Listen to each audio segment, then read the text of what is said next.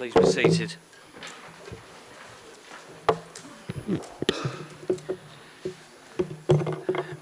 Good evening, members of the public and the press attending this reconvened council meeting of BCP Council, adjourned from the 26th of April 2022.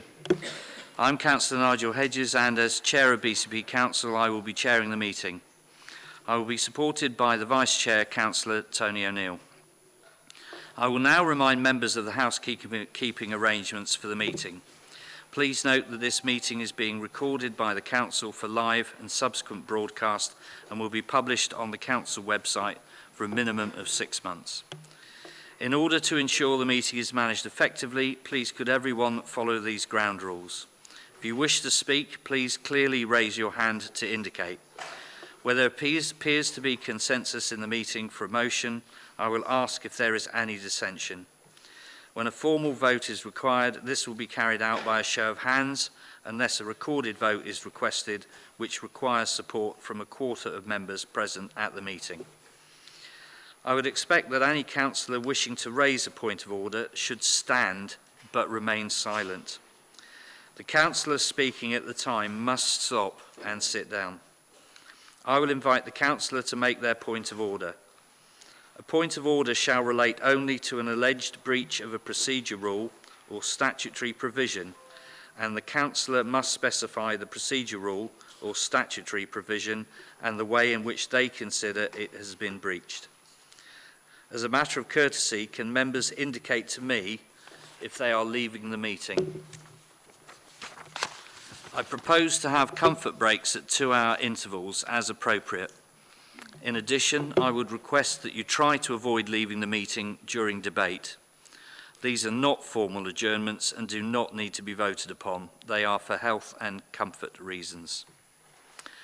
There are, I understand, 2 councillors observing the meeting in another room, and they will come into the chamber to speak and/or vote. Apologies. Chief Executive, will you read out the apologies received for this reconvened meeting? Thank you, Chairman. We've received apologies from Councillor Norman Decent, Councillor Jackie Edwards, Councillor LJ Evans, Councillor David Flagg, Councillor Nick Geary, Councillor Marion Lepedvin and Councillor Kieran Wilson. Thank you, Chief Executive. Agenda item 6, recommendations from Cabinet and other committees. Item 6D. Audit and Governance Committee, 31st of March 2022. Minute number 99, development of the overview and scrutiny function. Can I call upon the monitoring officer to speak, please? Thank you, Chairman. I would just like to remind members that the amendment proposed by Councillor Lewis Allison, seconded by Councillor Leslie Dedman, previously circulated by email on the 26th of April 2022 at 8:15 in the evening, was agreed. This now becomes the substantive motion, which is the basis for any debate and potential amendments. Thank you.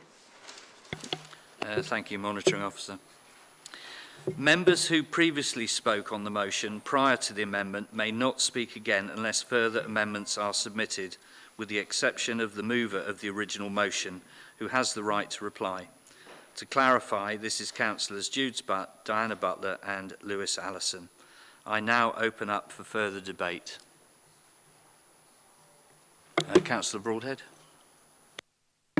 Thank you very much, Mr. Chairman. I have just circulated to all members a proposed amendment that I would like to make on this motion. Chairman, we had a long debate on this last week around trying to make sure that we can try and find the best new overview and scrutiny function that works for all members. As Councillor John Beasley said, both at his audit and governance meeting and last week, we had our peer review from the LGA, which made clear that there was room for improvement there, and members from all sides of this chamber have agreed that the status quo is not good enough. I think what we heard from colleagues last week was, in particular, greater member involvement, particularly looking forwards rather than just looking at the now and looking backwards, is absolutely critical for everybody. We now have a new substantive. However, in light of the debate last week and speaking to further members, I would like to put forward a new, what I'm calling a compromise option, which I'm terming as option 3A, which which changes some of the proposals. We only had option 1, 2 or 3 last time, and I'd like to highlight some of those changes. The first one, which I think hopefully will be received really well by members, is the ability to have 2 concurrent task and finish or working groups on each of the committees. Chairman, we've heard time and time again that non-executive members would like the space to be able to get as involved as possible in policy formation and looking at issues that are critically important to them. The status quo of just 2 meetings per month purely focused on scrutiny do not offer that opportunity. But I would go so far as to say either option 2 or option 3 as it stands also do not leave the breadth of room to be able to have those working groups. And in order to accommodate that resource, to move the change of frequency meetings as outlined in the previous option 3 from 6 to 5 year, 6 per year to 5 per year, to enable democratic services to have the adequate resources to enable deeper and more involvement on those task and finish groups in perpetuity. There's a few other changes to make, but the most notable are just to look at and make sure that the actual different subjects that each of the 2 new committees will look at are fit for purpose. In particular, for some reason, the regeneration function seemed to be under the corporate overview and scrutiny function, whereas house building, planning and all of those other functions were in the place and overview and scrutiny committee. So we will be moving the regeneration into the place overview and scrutiny committee and withdrawing it from the corporate and community overview and scrutiny function. Mr. Chairman, I think this compromise motion gets to the bottom of what we were trying to do with scrutiny, which is to look forwards as well as backwards. It gives the resource to get as many more members involved in deep dive scrutiny, and crucially, unlike the current overview and scrutiny function, almost doubles the number of members that can be involved in the scrutiny, so it gets more members involved. I seek a seconder. Thank you. Thank you, Councillor Broadhead. Seconder? Councillor Mellor, thank you. Members, would you like to contribute to the debate, please, of this amendment? Councillor Denman. Yes, thank you. This is very sudden to receive this at this time of night, although I have been able to read it. Sorry? So if you can get closer to the microphone, Councillor Denman, I will give you permission to sit down. To be honest, Chair, I think it's the fault of the microphone and not of me. Yes, but if you sit down, you'll be closer to the microphone. I'm quite happy for you to sit. I prefer to stand up, thank you. Okay, fine. So I'll shout. All I wanted to say was that my feeling on this is that it reduces the meetings yet again, which is exactly what we were objecting to in the first place. So I cannot support it. Thank you, Councillor Denman. Councillor Hadley. Thank you, Chair. Well, it's presented as a compromise, but it's more like 3 on steroids. And I think it's completely undermining the substantive that we agreed at our adjourned meeting and going further. This Conservative administration don't seem to like scrutiny, so they've, having made this a very strong board when they were in opposition, then are doing everything they can to remove scrutiny of their actions, and I find that pretty reprehensible. Getting to the bottom of what we want, well, it may be getting to the bottom of what the Deputy Leader wants, but it's not allowing proper scrutiny of the business of this Council, which at the moment is sorely needed. Thank you. Thank you, Councillor Hadley. Councillor Slade. Thank you, Chair. I don't have to worry about getting too low because I'm short, which is quite useful. I have to agree with my colleagues. I think I'll give you a prime example. An item was, I was alerted a few days ago to an item that was put on the agenda for Cabinet for the 22nd of June. I was alerted to it by a member who wasn't on scrutiny, who said, Councillor Slade, please can you make sure this gets on scrutiny before it goes to Cabinet in June? And I had to explain to them that because it wasn't yet on the agenda, if we went ahead with these proposals and had the revised overview and scrutiny boards for May, in May, there wouldn't be any scrutiny in June. This makes it even worse. So items that would be coming to Cabinet, as we explained before, items that would be coming to Cabinet in July, if we weren't aware of them on the agenda before a meeting in May, would not see pre-decision scrutiny. And we all know that calling an application, calling an item in, requires the support of the monitoring officer and has to hit all sorts of targets. The public deserve to have us represent their views before a decision is made, and this removes that even more. To go to 5 meetings a year is laughable to suggest that this is anything like a compromise. And I'd like to know, if you keep on taking things off over your scrutiny, apart from the budget, what will it be scrutinising? So I absolutely cannot support this. I welcome more task and finish groups, but they don't need to be attached to a scrutiny board or a scrutiny committee to have them.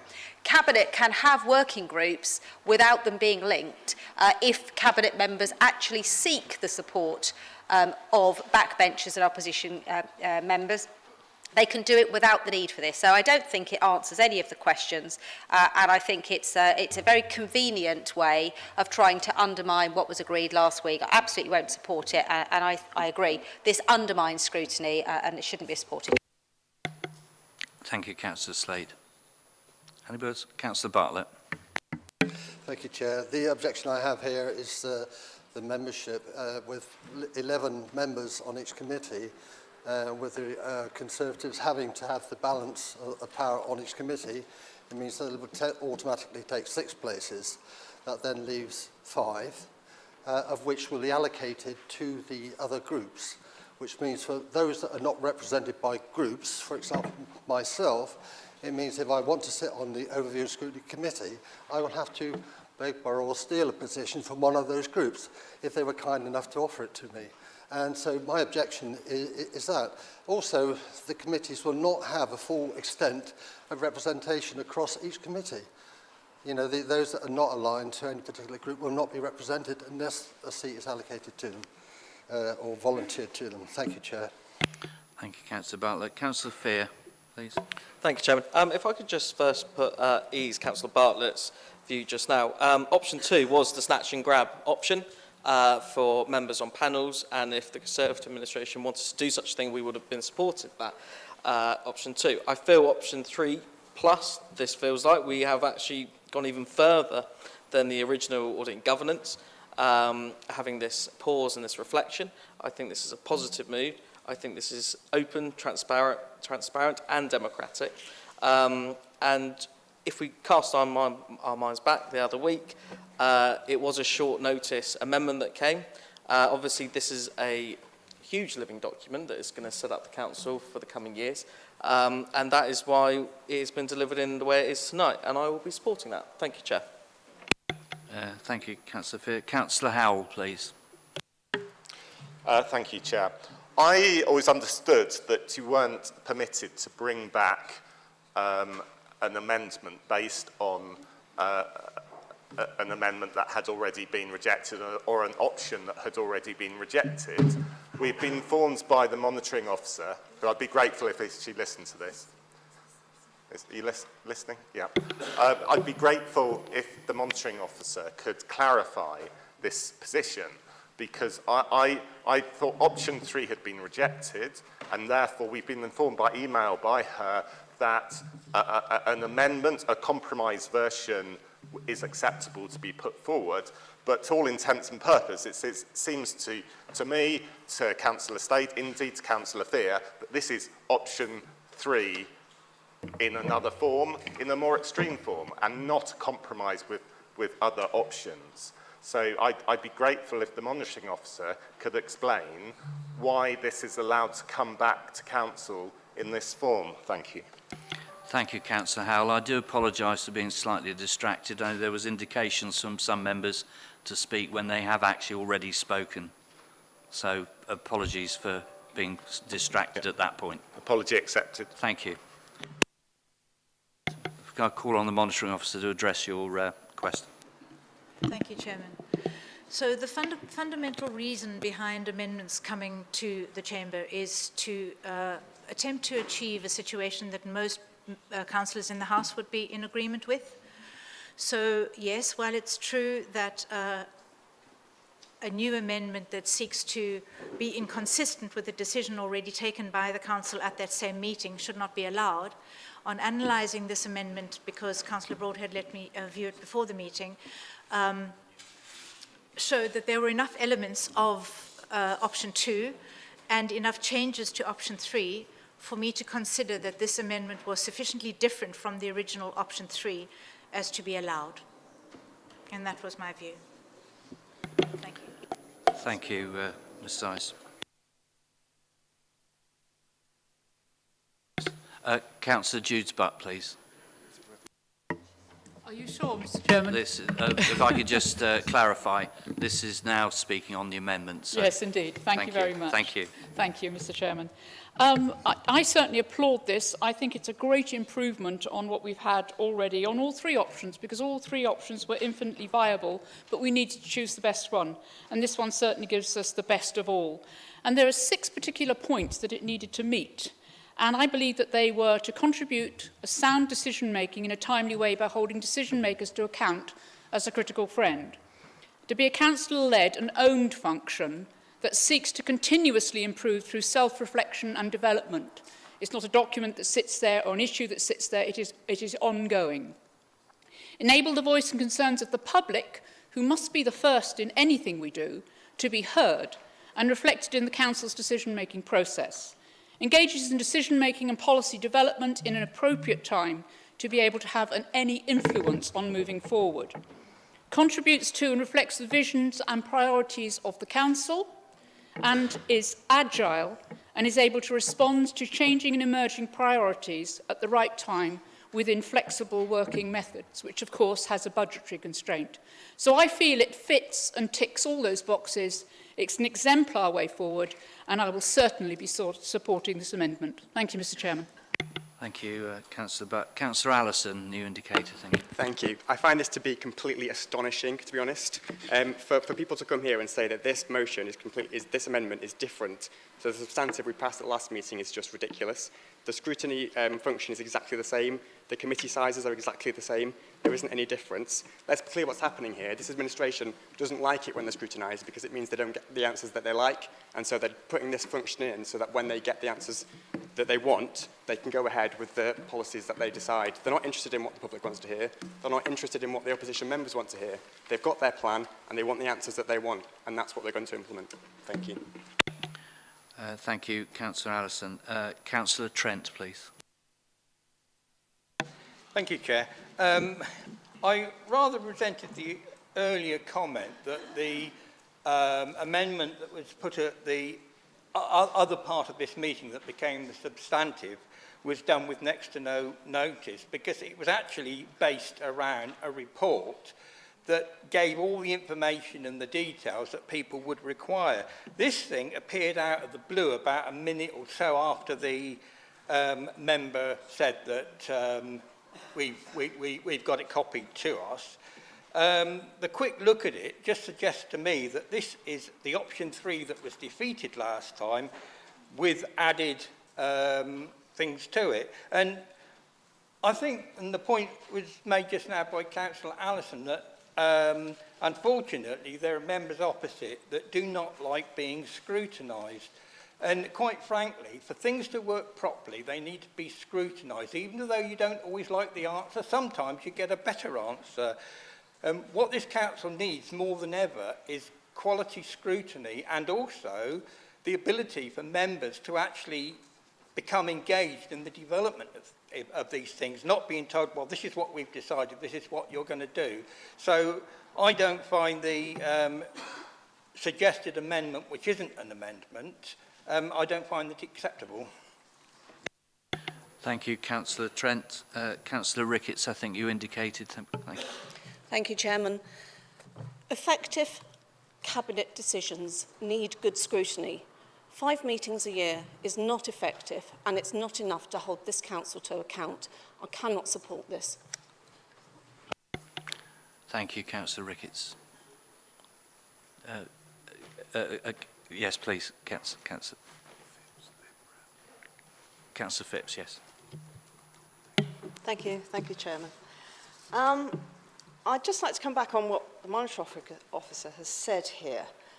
Are you saying basically that the Constitution is open to interpretation, and in fact interpretation by yourself? I think that's what you're saying, and therefore you have allowed this. So I'd like to know what elements of option 2 are actually in this, because it seems to me that this is just an even further watering down of option 3. It's nothing like what was actually voted for by this council before. Could you just explain that a little further, please? I'd be most grateful. Thank you. Thank you. Can I? Yes, Councillor Broadhead. Chairman, point of order. This is not a question and answer session for the monitoring officer, but this is your meeting. It's entirely your gift. Thank you for that. Your words are noted. Councillor Brown, please. Thank you, Chair. This new option 3A that we've just seen is a revision, clearly a revision of option 3, when actually at the last meeting when we sat Councillor Brown, I'm sorry, Councillor Farquhar is standing. Okay. Could you be seated, please? Councillor Farquhar, I assume you have a point of order. I do, Chair. As Councillor Broadhead said, it's your meeting, it's your decision. I don't agree that it should be described as a question and answer session of the monitoring officer. If there's some clarification to be sought on all things legal and constitutional, I think it's right that a member should be able to ask it in this chamber in front of the public. So perhaps from yourself we could have a judgment on whether that proposed by Councillor Broadhead is correct or not. I made it clear at the beginning that this would be the process, and thank you for following that process, Councillor Farquhar. Obviously, when it comes to a point of order, you didn't quote one, but everybody in the chamber will note what you've said and the sentiments behind it. If you could just bear with me one moment.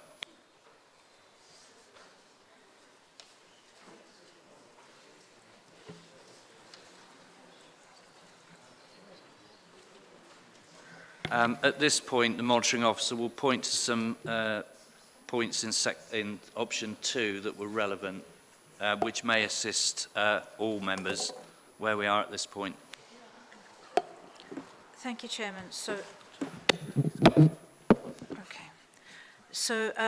Yes, it is the Chairman's final decision as to whether or not to accept an amendment, and as monitoring officer, I can only advise the Chair. And my advice consisted of doing some analysis of both option 2 and option 3 to see whether the new amendment had elements of option 2 in it, or possibly detractions from option 3, in order to meet a test. Now, this is always a question of judgment. There is no hard and fast rule to say exactly where that degree should lie. And so this was my judgment. From option 2, the extracts that have been included in the new amendment are, and I quote, and these are not quotes, but these are the elements that come out of option 2. There is a reduction in the number of ONS board meetings in order to accommodate the additional committee. Improved agenda capacity would provide potential for greater and more effective space for community insight to play a bigger role in scrutiny. And this has often been the first element to be lost from the ONS process when agendas are regularly too full. I understood that that was an aim of option 2, to provide a reduction in the number of meetings.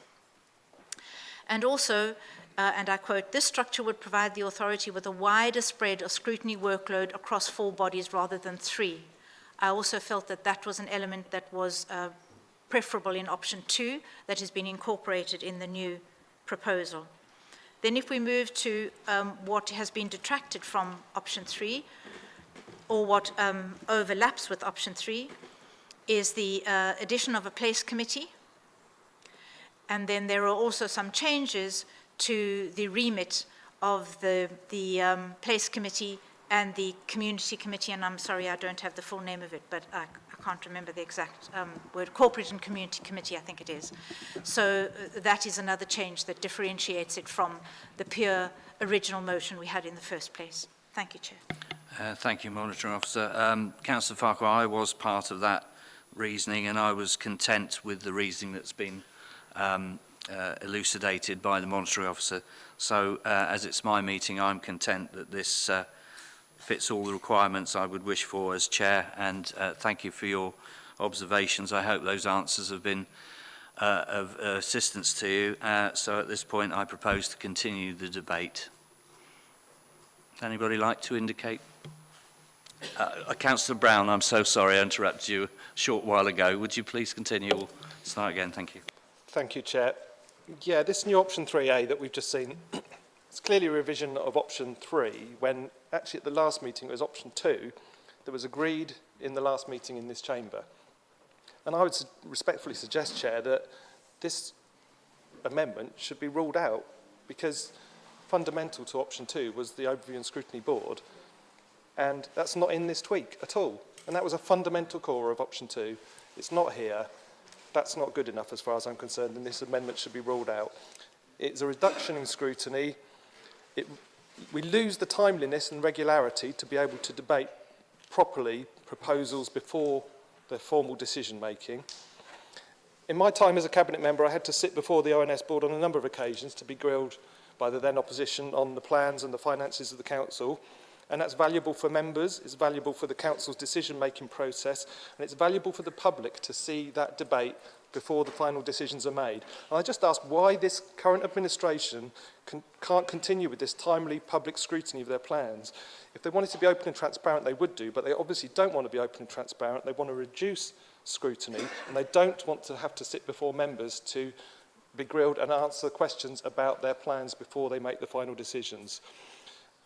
And I just have to wonder about the whole process of this proposal.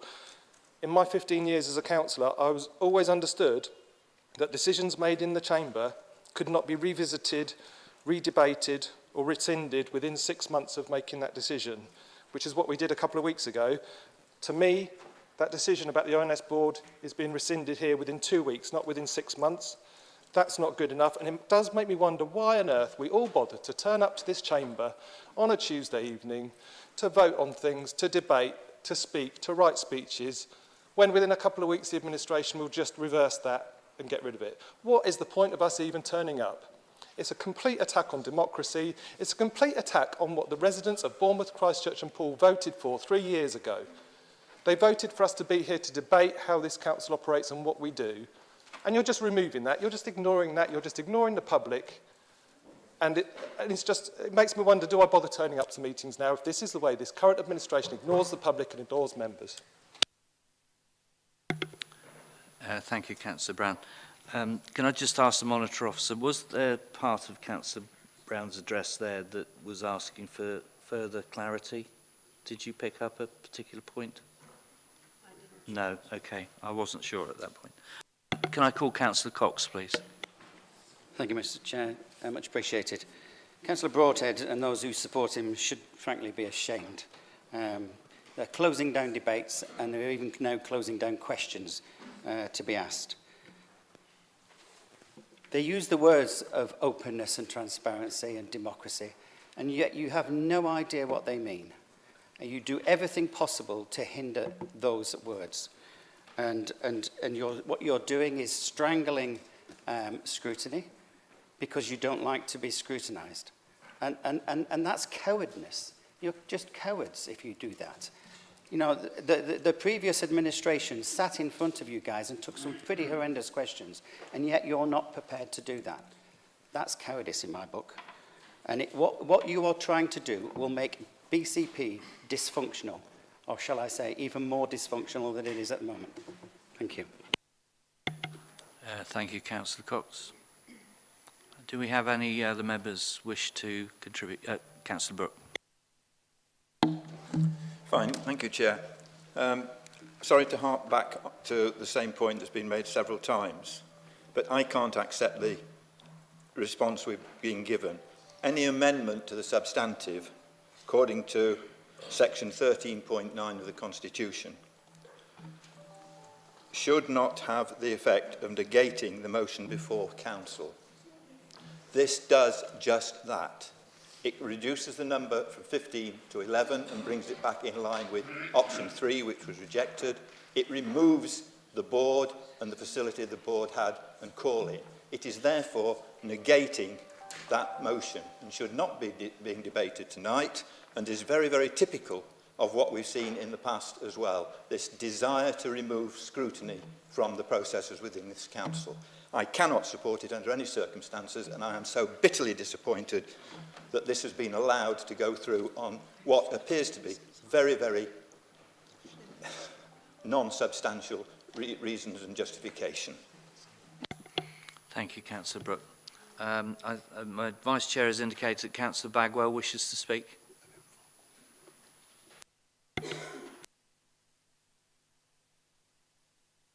Yes, perfect, last button. Thank you. I just need clarification that 3A will be enabling the councillors as members to have voices from their residents and feed in to the working groups. That's my theory, that's how it would work. If it does, then I'm happy to go along with this amendment. I do believe there's 76 of us, and about time 76 of us started working for the residents, and maybe if any problems are occurring, we sort them out as 76 of us. To me, it's nuts. Thank you, Chair. Thank you, Councillor Bagwell. Councillor Farquhar, please. Thank you, Chair. I just seek a little bit more clarification, speaking now to the amendment. The monitoring officer very kindly went into the process of looking at the amendment which was passed by this full council on the 26th of last month and said what the differences were and what the substantiality is. The monitoring officer said that it introduced a place board, or should I say committee.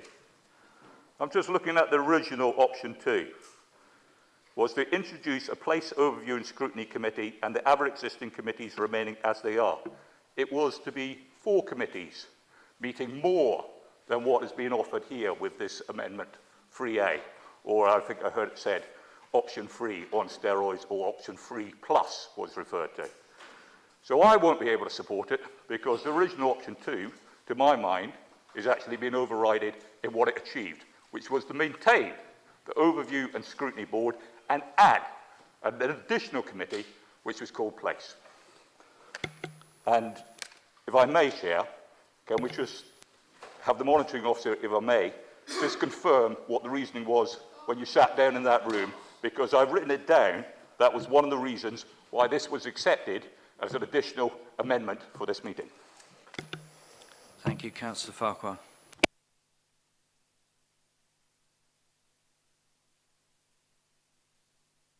With the greatest respect, Councillor Farquhar, I don't think we quite understood the question that you were asking of the monitoring officer. For more clarity, was that what you were seeking?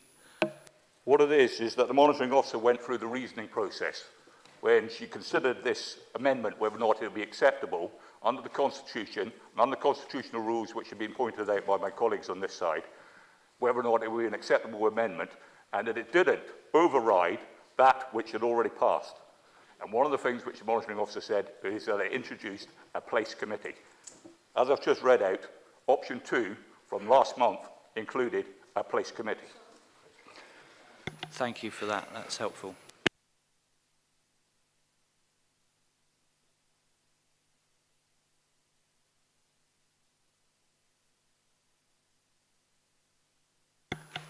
Thank you, Councillor Farquhar.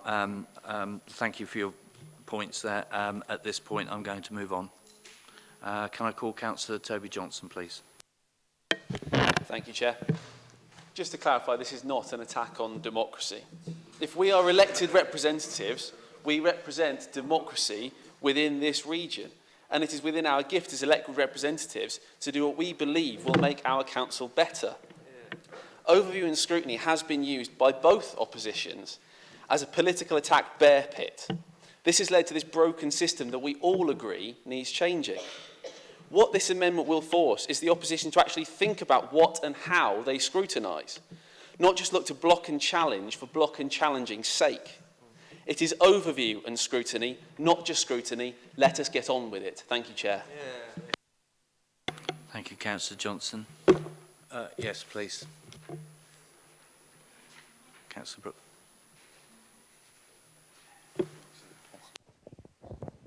Thank you, Chairman. I was called some time ago to speak at the Overview and Scrutiny Committee. I sat for 3.5 hours, and at 5 to 6, the meeting stopped. I had not even presented. I had not even had the opportunity to tell members about high streets and district centres and strategies, which I thought that they would be interested in. So clearly, having 4 different committees gives all members the opportunity to actually consider things in their fullness, to debate it, to understand, and not bring it to full council, because this is precious time. We need to actually sort this out, and I commend this amendment that we're debating now. Thank you. Thank you, Councillor Brooke. Councillor Green, please. Mike Green. Thank you, Mr. Chairman. I'm just getting a little bit frustrated, I have to be honest, with some of the so-called facts that are coming out and opinions that are coming out from the opposite benches. The first comes about negating a motion and what should be possible on that one. Well, let's get this clear. If it was correct that option 3A negates option 2, then by definition, doesn't option 2 negate option 3A? And because we're all 3A and 3 are the same, then really that original amendment shouldn't have been allowed. So I think the whole idea that this is a negation is absolutely, frankly, ridiculous. But now when we also come to the idea that option 3 has been rejected, when we see that option 2 was accepted by the council at the last meeting, that was not the case. An amendment was moved, the substantial motion was not moved, and no decision was made by this council. It therefore cannot be reversed, and certainly not within the 6 months. But I think to come on to the most important point that I think has been made by either side is whether this is an attack on democracy and an attack on scrutiny. It is not.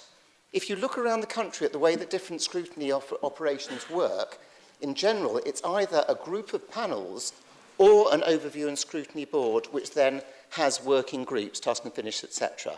That is what was always urged by the Centre of Public Scrutiny, not to have a mishmash of both, which unfortunately is what we had before and therefore missed out. And just to point out how much it's missed out, I've got a paper coming up in a couple of items' time, an extremely important paper for this council on the local cycling and walking infrastructure plan, our blueprint for how we'll be getting around for 20 years. The Overview and Scrutiny Board didn't scrutinise it because of the way that everything was set up. I fully expect that if this goes through and the place committee takes place, I will come to it and I will be grilled on my proposals for papers such as the local cycling walking infrastructure plan. The fact that it doesn't necessarily coincide with immediately or 2 weeks before a cabinet meeting is irrelevant. And in fact, in many cases, it would be considerably better to have people involved, opposition members involved, at an earlier stage, scrutinising and challenging. That is what this arrangement does, and that is why I'm going to support it. Thank you, Chairman. Thank you, Councillor Green. Any other contributions, please? Councillor Hill. Thank you, Chair. I think the way this has been brought to Council really reflects how this administration would prefer to operate.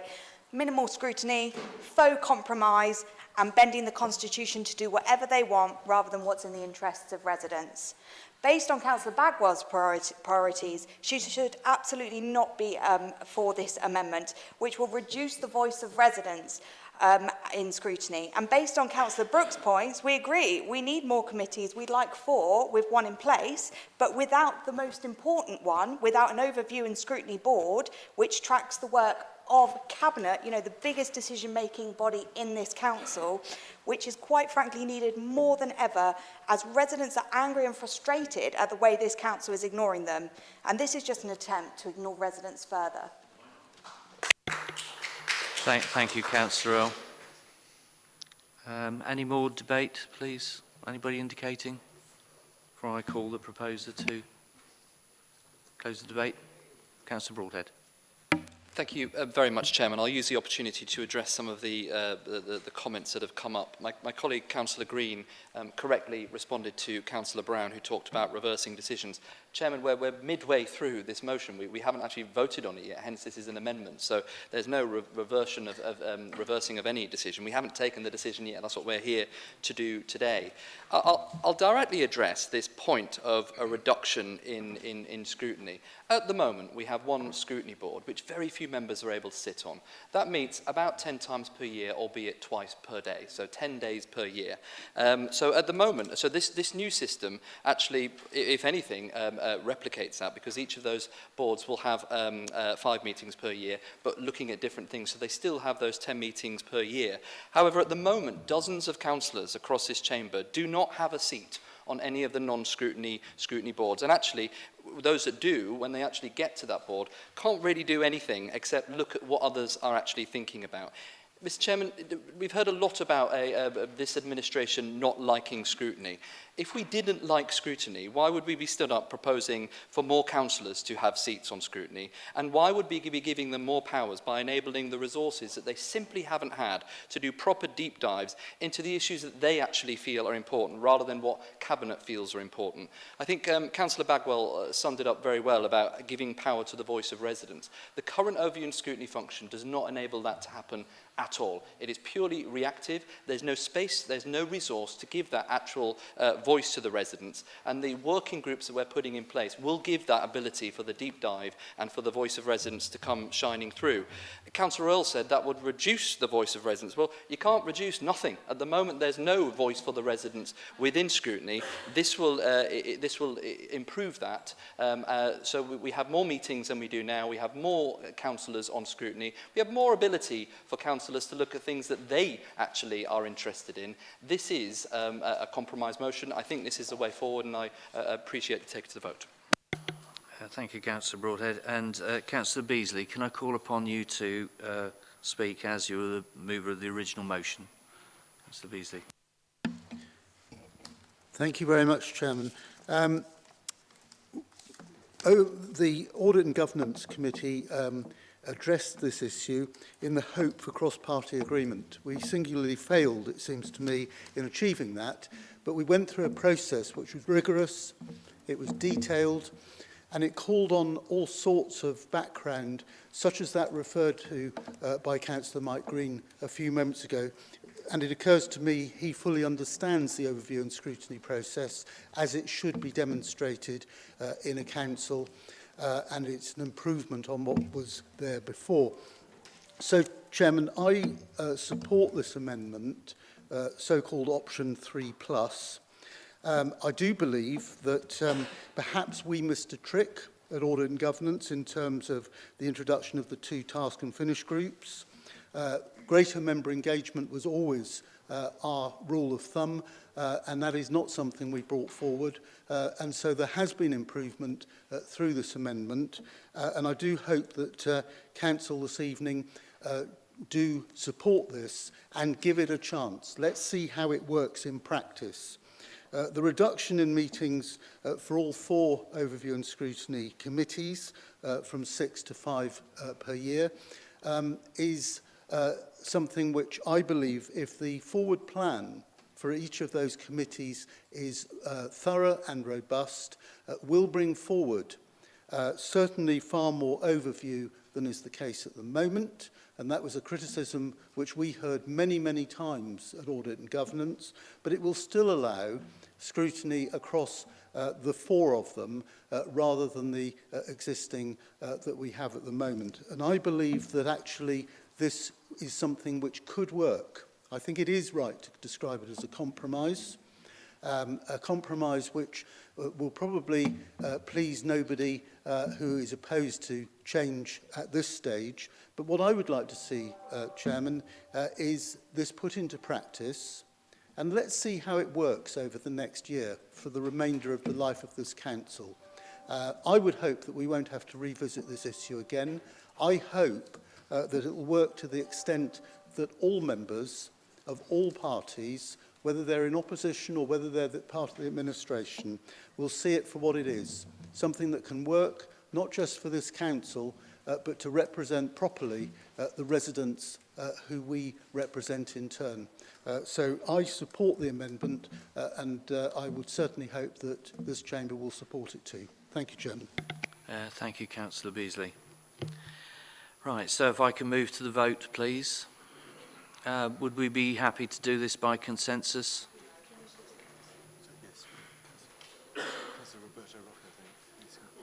Yes, we have. Do we have somebody joining the chamber to vote from the... If you could bear with us, members.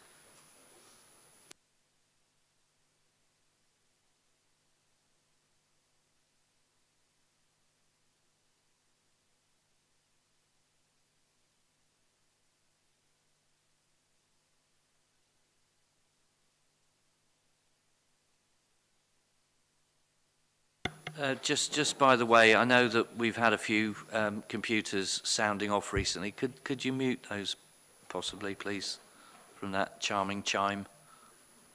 Thank you. There it is. That's the one.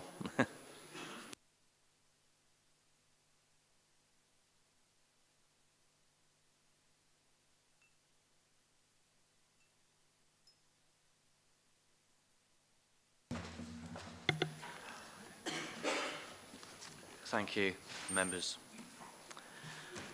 So if we agree by consensus, can we have an indication of those who are for the amendment, please? Keep your hands up nice and high.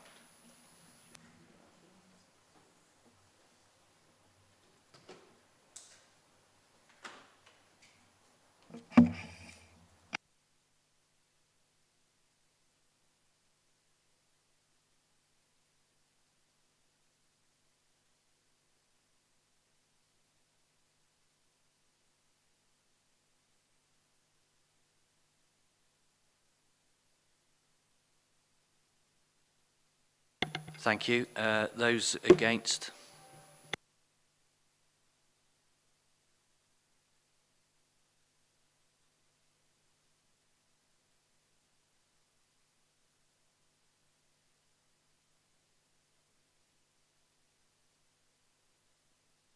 Thank you. And abstentions?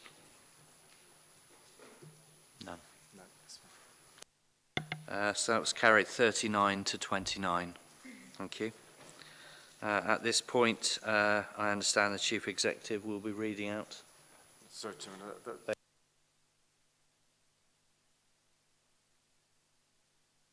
And then vote on this, what is now the substantive motion. And then I'll read out. Are there any other amendments? And if not, we can then vote on the new substantive motion. I think Councillor Beasley gets a chance to sum up if he would wish to. Councillor Beasley, apparently you get the chance to sum up again. Mr. Alford. The wise one. Okay, so if we can move straight to the vote, please. Those for? By consensus.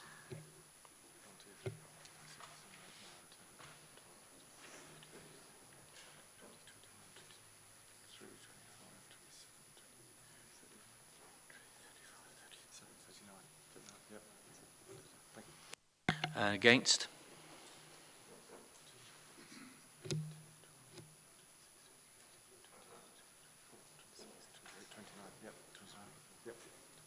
And any abstentions? And there are none. So that was carried. Thank you. Oh, Councillor Slade. Sorry, Chair. May I ask for a point of clarification? It's not a point of order.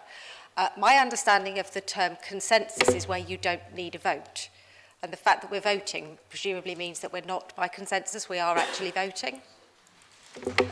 I would have thought a consensus is where we look around the room and go, yeah, we're all agreed. I just wanted to clarify the terminology. Is that okay? That's probably true. Sure. Thank you.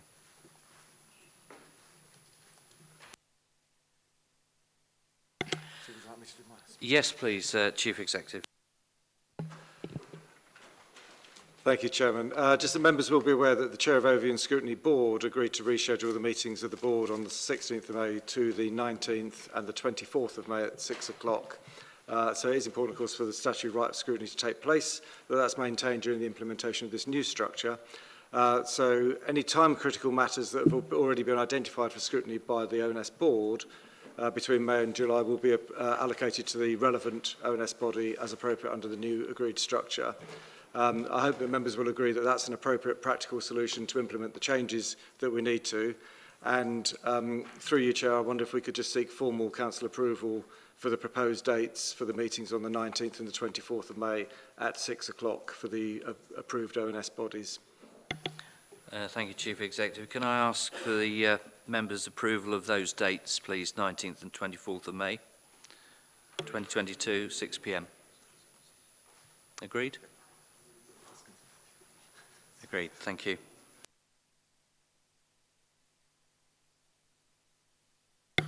Thank you, members. Item 6E, Cabinet 13th of April 2022, minute number 151, Housing Management Model.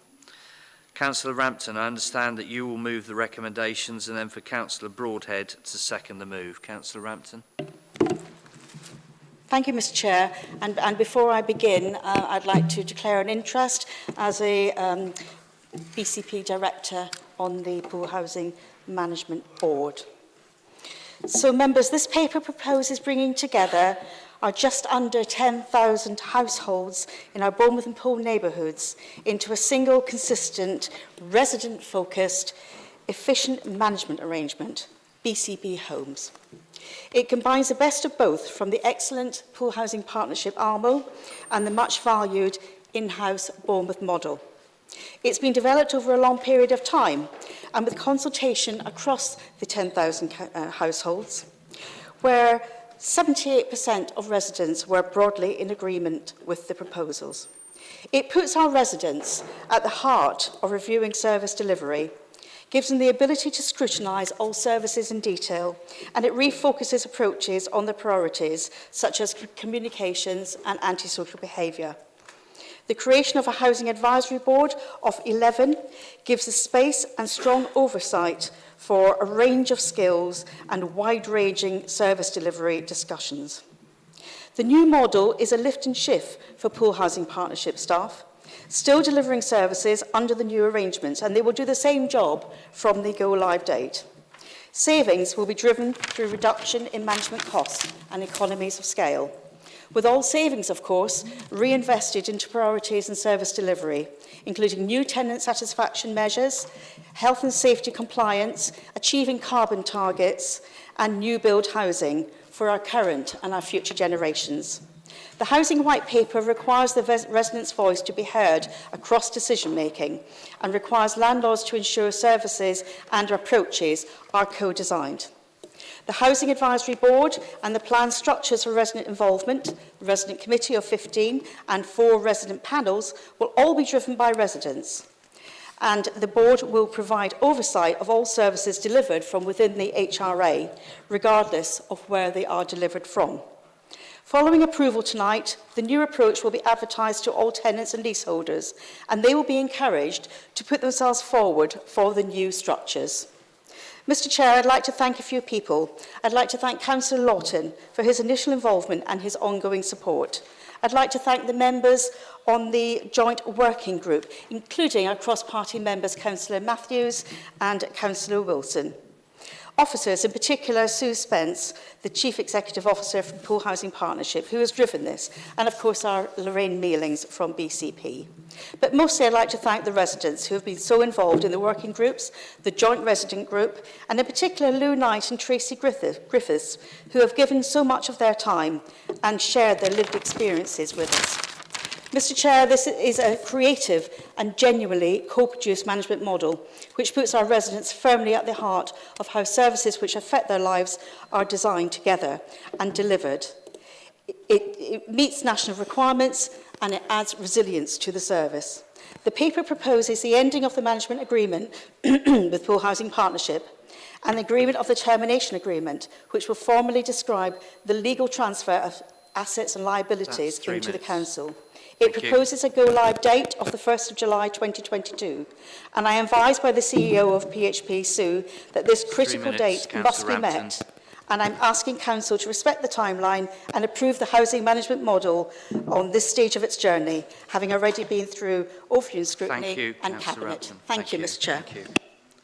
Councillor Broadhead, I understand you wish to second. Happy to second, Mr. Chairman. Thank you, Councillor Broadhead. Right, so and members, please like to contribute to the debate. Councillor Bagwell. Thank you, Chair. A few words regarding the housing model. It is aspirational. We know there's going to be mistakes. We know we're going to have to change things because in an ideal world, we need to get our residents moving with us. You know, we have some great staff, both in Bournemouth and in Poole, PHP. We are going to be merging them, and I'm hoping that we're going to get the best staff to do the job. But it is resident-led, like I said, and we have to go with it. We don't really have a choice, but we will be working to make sure that it's hopefully aspirational across the country, to be fair. We know we've got lots to look at, inclusive of private landlords. Yeah, because that's a bit like my baby. But I do need to give a declaration thing, because you didn't do them, so I couldn't do it, right? But I am on the board of PHP, so You have the opportunity now, Councillor Bagwell. Thank you very much, because you got me very confused. Thank you. Thank you, Councillor Bagwell. Councillor Moore, please. Thank you. Yeah, thank you, Chair. I accept that there needs to be a change for PHP, as the current ALMO is no longer the national vehicle of choice, and another operating model is inevitable as a result. But speaking as a ward councillor and a former board member of PHP, if residents have concerns, PHP is easy to contact and always try to help. PHP have some excellent staff, and I'm sure, this is recognised and appreciated. I know that the 2P process is involved. I also think it's very important that the tenant's voice continues to be heard in the new setup, together with estate-based working. One of the outstanding services PHP offers is the Your Money team, who give advice on all welfare benefits, as well as day-to-day money management. Many residents have got themselves into dreadful messes negotiating the very complicated benefit system. This team have always unpicked things well, and I cannot praise them enough. This service definitely needs to be kept intact for the future because it's simply brilliant and currently very much needed by residents. Thank you, Chair. Thank you, Councillor Moore. Councillor Hadley, I think you indicated, please. Thank you, Chair. Yes, I did come to Cabinet and raised a few concerns with this. Overall, we have to move forwards, but the Poole Housing Partnership, I'm aware, has a very good reputation with many of its residents, and the feedback from residents was overall positive. And I was concerned by something in the paper which talked about collapsing the contact centre into the general one, and as the point that's just been made, communications with the residents is really important. This is a group that has a lower online access than other groups, so we need to make sure that they can easily get hold of prompt support for housing matters. So I sought those assurances and received those from the portfolio holder, and I hope that carries forward. Thank you. Thank you, Councillor Hadley. Did anybody else indicate? Councillor Dunlop.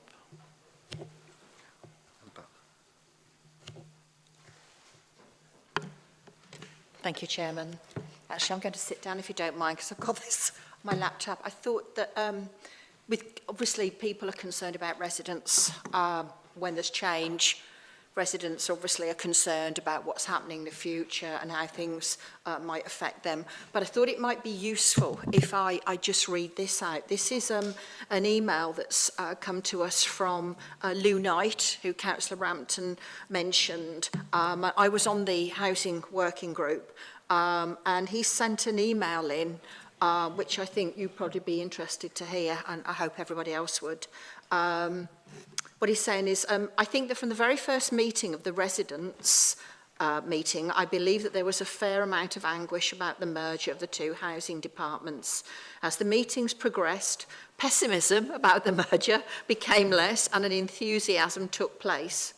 Residents began to realise that their inclusion in the decision-making and the development of the new department would benefit residents, officers and the council alike.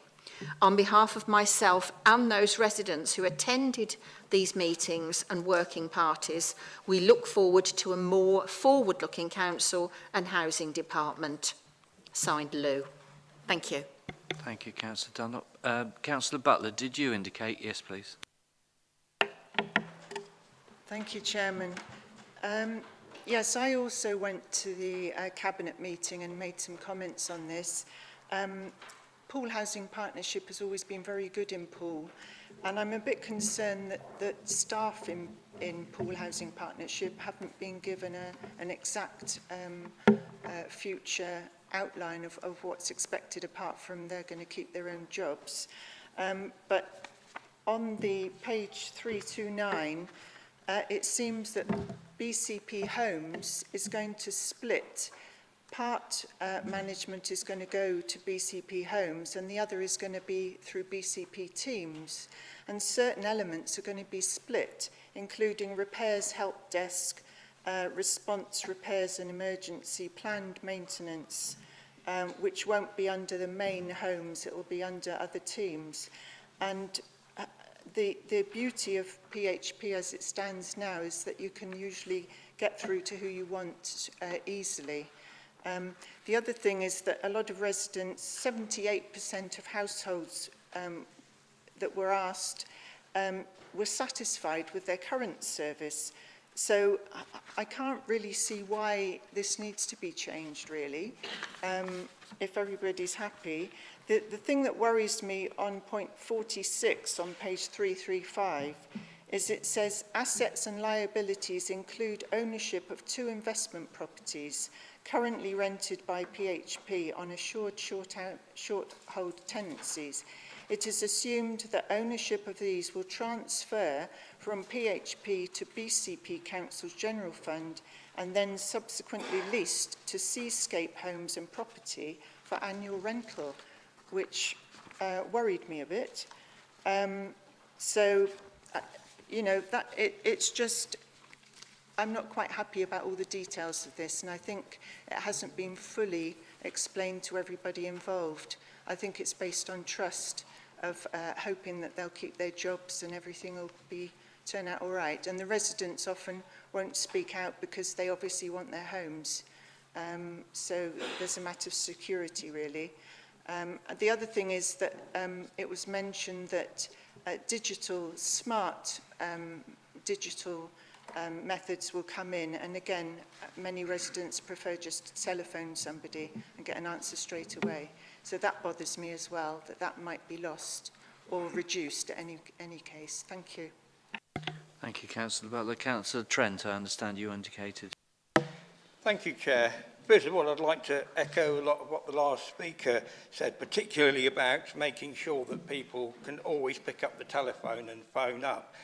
Over the last few months in particular, I've been dealing with some very harrowing casework, and I am grateful that we've had Pool Housing Partnership. And I know a lot of tenants were very concerned about the changes. They have been reassured by the general acceptance that there's a lot of positives to learn from the Pool Housing Partnership experiment, or experience, which will be brought into the new housing provider. But what I do hope happens is that we maintain the area-based teams that have been so valuable when it comes to dealing with casework. The fact that you've got a housing officer who's in contact with various other people, who understands the situation, knows the tenants and builds up an experience. I do hope that we don't have a situation where we have a sort of a very vague centralised setup, and that you don't get the same link between housing officers and the area that they look after. I would think that it's something that could easily carry forward to BCP Housing, but I do really hope that we don't lose what has worked really well over umpteen years. And actually, for some considerable while, my casework dropped dramatically with the onset of Pool Housing Partnership, and I'm hoping that it doesn't suddenly come back with people frustrated that they can't get through to anyone or talk to anyone. Take on the best and don't sort of throw it all out for centralisation. Thank you, Councillor Trent. Did anybody else indicate? Yes, Councillor Lawton. Thank you, Chairman. Can I congratulate Councillor Rampton for bringing this paper to the council. As you're probably aware, I did a lot of the spade work for it, but I must congratulate Councillor Rampton extremely diligently and the hard work that she has put into it. Can I also thank the work in partnership which I set up with Kieran Wilson, Beverly Dunlop and a few other people to ensure that when we didn't break the egg when we made the omelette. It's a good trick to try and do that, I can assure anybody within this room. I've never quite managed to do that. One of the things that we ensured that we tried to do when we set up and work towards where we are now is that there's no point in replacing something which is worse than what you've already got. So the whole raison of it was to replace what we have with something which is an improvement, i.e. take the best of the both worlds of the old Bournemouth Council and the old Poole Council and bring them together to make one super housing department. And I must congratulate also the management of Poole Housing Partnership and the BCP managers as well for their diligence and hard work in bringing this to a conclusion. I firmly believe, and I understand Councillor, I've forgotten your name, sorry, but I understand your concerns, but I do believe, sincerely believe, that we will have a much, much improved housing service which will serve the residents of the BCP area with diligence, with hard work, and with good quality housing and responsive management which will address any of the issues which people raise to us as councillors. And I certainly fully back this paper and I recommend that we all adopt it as a council. Thank you. Councillor Hazel Allen, I think you indicated.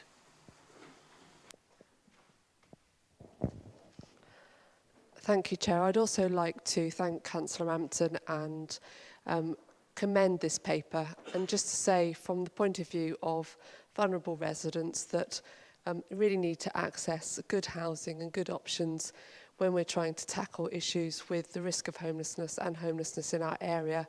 Having one lean, mean and very well organised service, which I do feel will be responsive and will allow residents to access it easily, is exactly what we need. So I would just like to commend this and thank Councillor Rampton and all her teams for the work that she's put in. Thank you. And Councillor Lawton previously. Thank you. Thank you, Councillor Allen. Councillor Howell, I think you indicated. Thank you. Just a quick point, really. I mean, there seems to be a lot of assumptions here that the merger is going to be successful and everything's going to work well. I mean, just look at the evidence. Has that happened yet in any other aspect of this merger, wider merger of Bournemouth, Christchurch and Poole? In almost every case, it seems to me that we're failing our residents as a consequence of that merger, and that the council is really struggling to transform itself in an efficient way. I mean, how can we have confidence that we can actually deliver transformation in any respect, in any department? I just can't see it. Thank you. Thank you, Councillor Howell. Councillor Mark Anderson.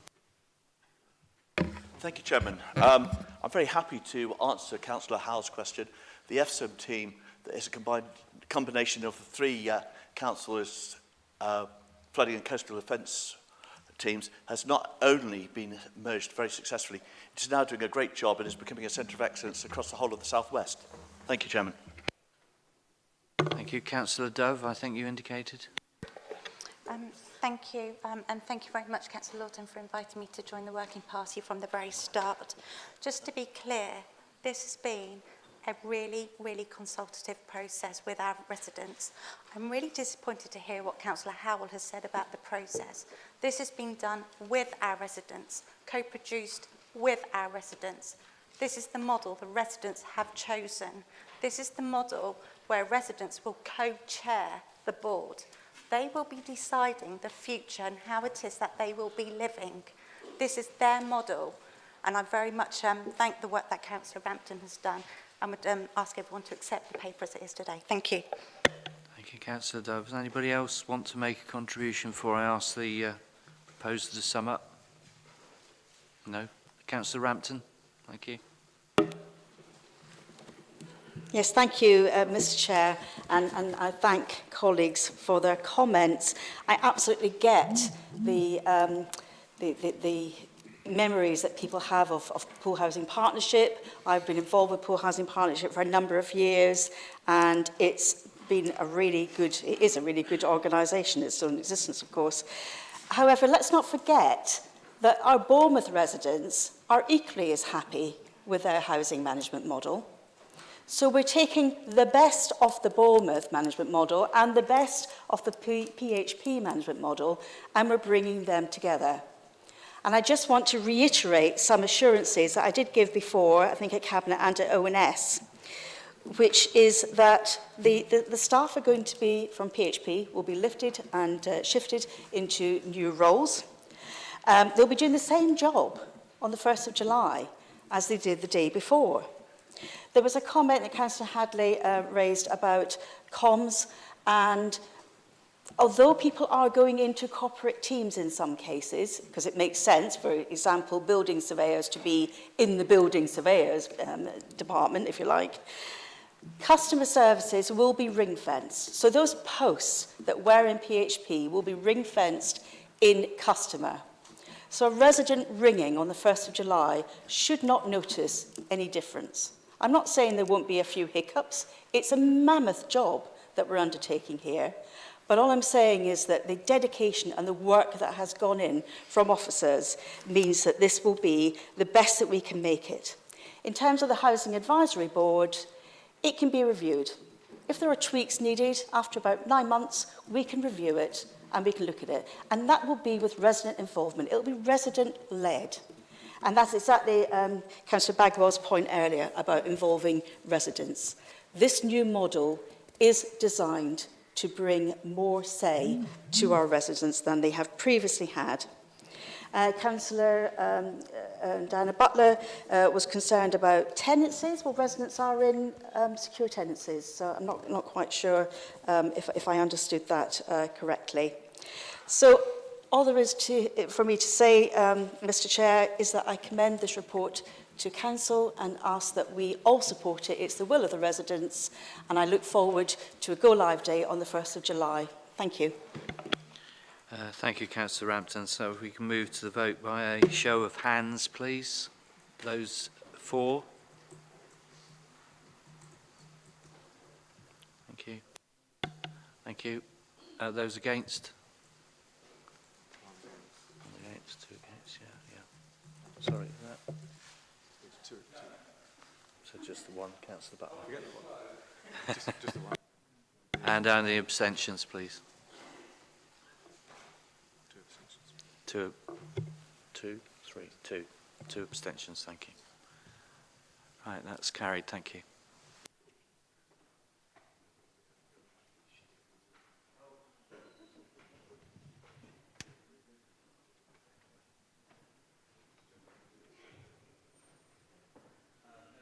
Could you just bear with us because of the time delay of getting down the stairs?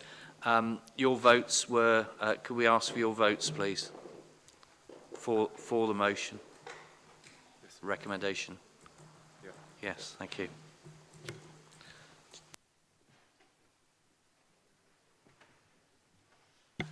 Thank you, members. Takes us to item 6F, Cabinet 13th of April 2022. Minute number 152, local cycling and walking infrastructure. Councillor Mike Green, I understand that you will move the recommendations, and then for Councillor Mellor to second the move. Councillor Green. Thank you very much, Mr. Chairman.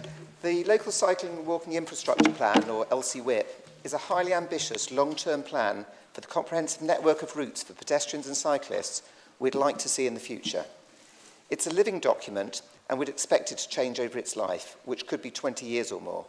But it should be considered the blueprint that will guide our development over that period, with each part of each route contributing to a more and more comprehensive and logical network as we move through time. For cycling, that network consists of primary routes between the more important destinations like district centres, with a finer mesh of secondary routes to fill in the gaps. For walking, it identifies 2-kilometre radius core walking zones that might be considered around our 3 town centres, and 1-kilometre radius zones around 17 district centres, with the idea that over time, most journeys to and from those centres from within those zones should ideally be made on foot, To be clear, it's not suggesting that these would be pedestrian-only zones. The LCWIP examines the major barriers to walking and cycling that exist now within BCP, and it suggests the sort of interventions that would overcome them. These are all put together into what might be described as a very long list of potential interventions, which are presented with an idea about when they might be delivered. Short term, by which we mean the next 3 years, and many of those have got funding identified already. Medium term for the period 3 to 7 years, medium to long for the period 7 to 10 years, and long term. Interventions we'd like to see, but realistically, they probably won't reach the top of the pile for at least 10 years. For most of the interventions, an idea is given about what they might cost, but the LCWIP very deliberately does not include detailed scheme designs, so those numbers are very approximate. BCP is already one of the most congested areas in the country, with many of our junctions working at capacity, which is why a 4% increase in traffic volume over the last few years has led to a 20% increase in journey times. If we don't do something about it, then as our area's population and the economy as they grow, our roads will grind to a halt. And yet at the busiest times of day, when people are travelling to and from work, 15% of those journeys could be walked in 25 minutes or cycled in just 6, and more than 50% could be cycled in less than a quarter of an hour. That's why, while this is an ambitious plan, I believe it's achievable, and together with the increased use of public transport, ultimately necessary for BCP to survive the threat of choking congestion. It complies with national government's policies, guidelines and desires, so it should be very well received there, and that's extremely important because it's to government we will be looking for transport funding over the next several years. It's the right plan for BCP, and I ask members to adopt it. Thank you, Mr. Chairman. Thank you, Councillor Green. Councillor Miller, I understand you wish to second the move. Yeah, happy to second and reserve the right to speak, Chair. Thank you. Thank you, Councillor Miller. Any members like to contribute, please? Please indicate. Councillor Hadley. Thank you, Chair. Yes, I think the LCWIP is a complicated thing to say, and actually it's really about micromobility, and it needs to be about more than just walking and cycling. It's about supporting fitness, about supporting physical and mental health, about public health and air quality. It's about reducing CO2 and supporting our climate mitigation targets. And it's about reducing congestion in ways that electric cars can't contribute to. And it's also, with the fast rising energy prices and the unwillingness of the current government to do anything about them, another growing reason to enable people to reconsider how they get about. The plan lays out progress over 10 to 20 years. Actually, to meet our net zero carbon commitments, this needs significantly accelerating funding allowing, but also thinking bigger, thinking in terms of how we get to our neighbouring communities, Wareham, Blandford, Burgess, Wimborne, because e-bikes actually put those within range for people who are not that fit like me. The other evening I talked to a couple of wheelchair users on Poole Quay. They had e-bikes, third-wheel attachments on their wheelchairs, which were being highly admired by all the bikers down on Poole Quay. But they reflected the views that are in the report about how people with disabilities find it really difficult getting around the highway because the way that the pavements are laid out with so many dips and being squeezed on the road, and of course also by parked cars. So the plan really needs to think about mobility users more actively, and also scooters and e-scooters as those are coming forwards. Cabinet advised, because I took this to Cabinet, I came to Cabinet to talk to this as well. Cabinet advised the administration to support choice and not being dogmatic. But the choices people make have impacts on other people, and particularly for families with small children trying to get about by sustainable ways, close passes and verbal abuse from motorists does actually dissuade the children from taking the active choice and needs to be addressed. That their choices are being progressively eroded. And it's not dogmatic for the local authority to push back against the imbalance caused by the power of advertising and the increasingly oversized vehicles from the automotive industry that have been promoting and thinking about how we can create better space for all. Thank you. Thank you, Councillor Hadley. Councillor Phipps, I think you indicated next, please. Thank you. Yes, thank you very much, Chairman. I absolutely appreciate the aims of this, and I don't have any problem with it. However, I just wanted to ask a question of the portfolio holder, and really to get a bit of reassurance, I think. These routes, as they're coming forward, there are consultations on them. And I just would like to be reassured that you are listening and taking note of some of these of some of the comments that are coming back. You probably will recall that you received last year, it was some while ago now, I think it's probably over 6 months ago, a petition from residents and businesses in mine and Councillor Rickett's ward about one route where there are grave concerns that it will could detrimentally affect businesses. It's along Barrack Road. And so far, despite myself and Councillor Rickett's following this up with officers, they still haven't even come back to us because we were promised a site visit. And it's just that nothing seems to be happening and we're not getting the feedback. And there obviously are concerns, and you will know this because you did, the petition came to you anyway. So I've just got a little bit of concern that we've got the government money, there's a date on it, as a sell-by date or whatever, we've got to spend it and we're going for this no matter what. And I just want the reassurance really that you are actually listening to what people have got to say and you are prepared to actually change and adapt routes if necessary based on what people are saying and what people are telling you. I'm not saying anything's necessarily going to be scrapped because obviously I appreciate all the aims of this, but it's just listening to what people are saying and are you flexible in that there can be changes to some of the routes that are in here if they are deemed necessary. Thank you. Thank you, Councillor Phipps. Councillor Rigby, please. Thanks, Chair. I welcome this, or at least I welcome the ambition for it, and I like the fact that it's a living document and this is going to be changing as we go forward. It's key to me, and I think you know, that I'm a huge advocate of 15-minute neighbourhoods or 20-minute cities, whatever you want to call them.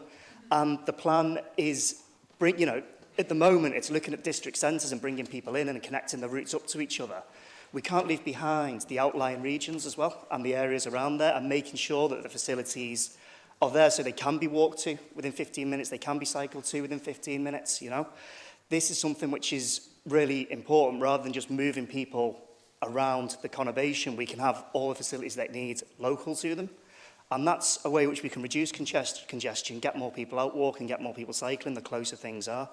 And the fact that it's living, it needs to be tied into the local plan when that comes up. And, you know, I've stood here previously and urged all the different areas to look at their own neighbourhood plans, which will help this and inform this in the future. So I hope that it's going to be made part of that and, you know, live and breathe and change as these neighbourhood plans and the local plan come to fruition. The other thing I just want to point out is that with walking as well, and this is just something that residents have brought up to me quite a few times, is that walking starts the second you step out your front door, and it's the pavements outside your front door, pavements which haven't been looked at for 10, 20, 30 years, that have been dug up a few times, badly repaired, and there are trip hazards on a lot of them. And I know this doesn't go into the detail of that, but I just urge us to be looking at how we can increase just getting people to think, oh, we've got a nice space, we've got nice pavements, and it's a way we can all, you know, feel safe walking and not having to worry about tripping up or getting wheelchair wheels caught or scooter wheels caught into cracks and things like that. Thank you. Thank you, Councillor Ruby. Councillor Trent, I understand you indicated next. Thank you, Chair. I welcome this document and look at some of the ideas with interest, but I do wish that there was more communication with ward councillors. Several months ago, I was approached by a local business in the area of one of these schemes who were concerned about the danger to children walking to school. And I made a request for a site visit with an appropriate officer. That was never forthcoming. It never happened. But the information that could be gathered from that site visit not only could perhaps inform one of these items, but there was also the possibility that there would be a contribution from the business that raised it in the first place towards some of the work. And so I do think that, bear in mind that ward councillors are at the sharp end of things. They are the ones that residents get onto if there's a problem. And you know, in my case, some local businesses also get onto, you know, we've got some concerns, we've got some ideas. But I know that there's quite a few in the area I represent, but I haven't actually been approached for my views on any of them, and I think ward councillors should be involved more, not sort of frozen out of this discussion, and as is the case in some of the other schemes, told about something in an almost, well, this is the way it is, we can't change it now sort of basis. So, you know, it's really an appeal to involve ward councillors more, because, you know, we are out there at the sharp end and we do talk to our residents and listen to their concerns. Thank you, Councillor Trent. Councillor Brown, please. Thank you, Chair. Yeah, I welcome this plan and fully support it, but I just have some concerns about joining up the different elements of the plan to make sure things work properly where there may be a conflict and just getting the detail right. I support the walking and cycling infrastructure, but the plan also talks about bike sharing, BCP and cycle parking and supporting infrastructure. And sometimes these elements can be in conflict. And just as an example, the transforming travel improvements to cycle routes and infrastructure within my ward is unfortunately is not compatible with the bike share plan. So we had a barrel bay in the ward which was actively used. Now they've done the transforming travel work and spent millions sort of improving that cycle route, but the design of it doesn't allow a barrel bay to be put back where it was before. So we've now lost it.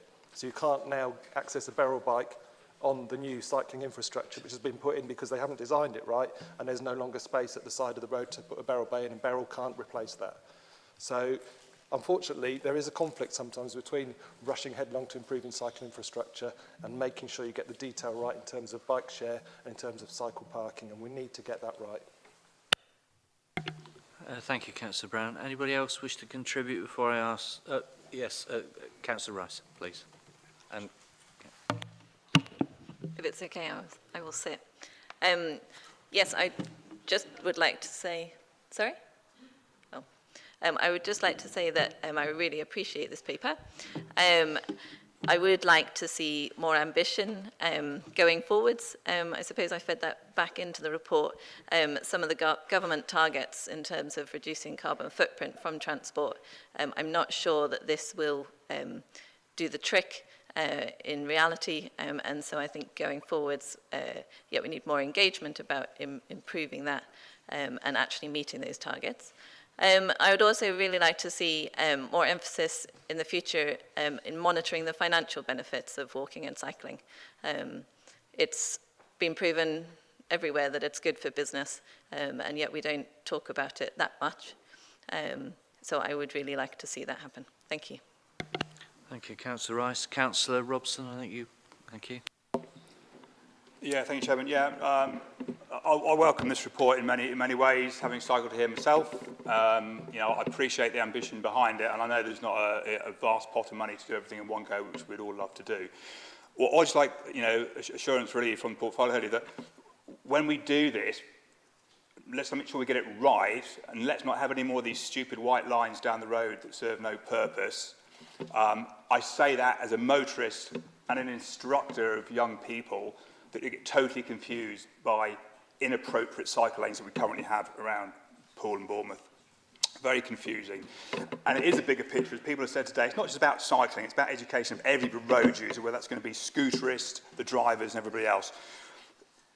And I know you've got to start somewhere and we can't have a perfect plan. I would love to see, though, properly structured, safe cycleways rather than half measures just to get more kilometres of them. You know, let's have fewer proper ones, in my opinion, rather than miles and miles of inadequate cycle path. It is about a new process for the whole of the community and the whole of the world to get on their bikes and use them, especially with people now using e-bikes that can get around a lot better if they're not quite as fit as other members of the public. So I welcome, you know, we've got to start somewhere with this plan. It needs to happen, but I just make sure that, you know, let's get it right in the detail, especially at junctions and things like that. It's all right having a lovely cycleway, and then it comes to an abrupt end 20 metres before the busiest and most dangerous part for cyclists and motorists alike. It is a bigger picture. We need more driver education as well. That's a separate subject. Don't get me started on that. Yeah, I can see somebody else agrees with me, I hope. That's it. Thank you, Chair. Thank you. Councillor Slade. Thank you, Chair. A couple of brief points. I agree with everything everyone said, and it's great to have this finally going through. cycle storage is so important. It's referenced in here, but you know, we have the Green Futures Fund. You know, we need to start actually putting our money where our mouth is. If you're going to spend this money, you know, do it on the things that matter. We've got so many people that started cycling over the course of the pandemic.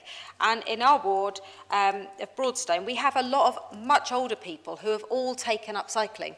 But they've taken up cycling using their e-bikes. But they won't use their e-bikes because they're not prepared to leave a bike that is worth more than my car on a Sheffield stand. So, you know, let's actually get some of this proper cycle storage out there so that people can actually make the difference.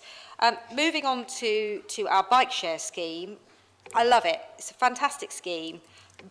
But the promise that we had when that scheme started was that there would be a Beryl Bay within a few hundred metres of everybody's home. Wherever you are, you'd only be a few hundred metres so that you could actually do that last bit. And that hasn't happened. We haven't really seen hardly any increase in the number of bays over the last 18 months. I appreciate we've had the pandemic, but actually the pandemic was a perfect opportunity for Beryl to really expand.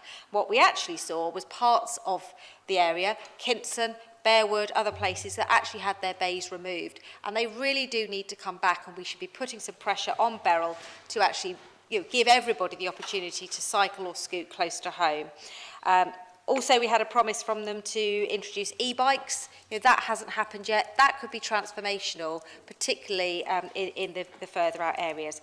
And just briefly, the LSWIP has got the TCF programme in it, which is great. But we've got to actually stop putting things in the too difficult box. You know, if you take the TCF route that runs through Kinson, it gets to Kinson and then it goes, let's look at this later because it's too complicated. You know, you get to the bit that is a complex town centre and then we haven't got a solution. So let's bite the bullet and do that difficult stuff. And one last plea. I am a huge advocate of cycling. People know that and I get beaten up for it all the time. But we're not helping ourselves by having inconsistent measures on cycling. Do we need two-way on both sides? Or do we need one-way on both sides? Or do we need one way on each? You know, if we were offering some consistency, then the drivers would support the cyclists. It just sometimes feels like we haven't got a plan. So can we try and stick to a plan and help people understand why we need two-way on both sides or one-way on both sides? It's just, yeah, just please some consistency. Thank you, Councillor Slade. Anybody else like to contribute? Councillor Butler. Thank you, Chairman. I'd just like to say, whilst there's a lot of very good ideas in this, it is a very big scheme. And my worry about congestion is that some of the roads that have been changed to take extra lanes have actually reduced the width of the vehicle access. And if you've got emergency vehicles trying to get through, you might have boats coming through, great big oversized, you know, mobile homes, all sorts of things delivered in our towns. Especially in Poole, we get lots of that sort of traffic coming through. I don't know how they're going to get through some roads because we've only got limited space. If you cut back, you're going to lose, you know, either green space, green verges, trees, or even, you know, you'll be very close to people's properties as well. So that has to be looked at, I think. And also, I don't know if anything's been done about talking to the railways.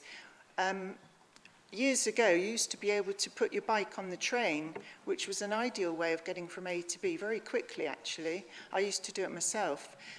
You could put it on the train, you didn't even have to pay for it. If the trains could be encouraged to take more bikes, because they can only take a limited number at the moment, then that would be a plus to residents and to visitors, actually. And also wheelchair users, they haven't got much capacity on trains either. So that needs to be looked at, I think. And the other thing is, when people were consulted, even cyclists said that some of the plans they were worried about safety as you access roads or by bus stops, who has priority, things like that. So there are quite a few things to consider, and I think as well, I might be the only person to say this, but our towns are based on vehicles to do jobs like trades, different jobs where you have to carry things which you couldn't carry walking or on a bicycle. And that has to be considered as well as to the viability of our towns. Also things like taking your elderly neighbour to an appointment in the car. You might have to take your pet to the vet. You couldn't do that on the bus or on a bike. Well, you might get budgie on the bike, but that's about it. So things like that, you have to think about all these things. So where it's lovely to have bikes and cycleways. The other thing is pedestrians are being intimidated by some cyclists, and I think that needs to be looked at quite carefully, because you have to respect each other, because you're both using a space that is important, and for health and safety I think that should be considered too. Thank you. Thank you, Councillor Butler, thank you. I'd be interested to hear of the budget strategy as part of the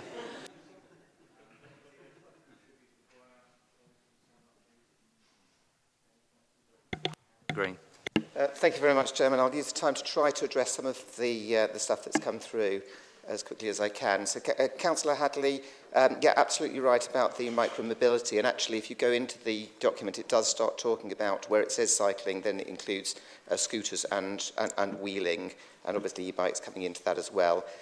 In addition, where you mentioned about public health, you'll see the introduction, the Director of Public Health for Dorset has fully endorsed this policy, and it is indeed about that as well.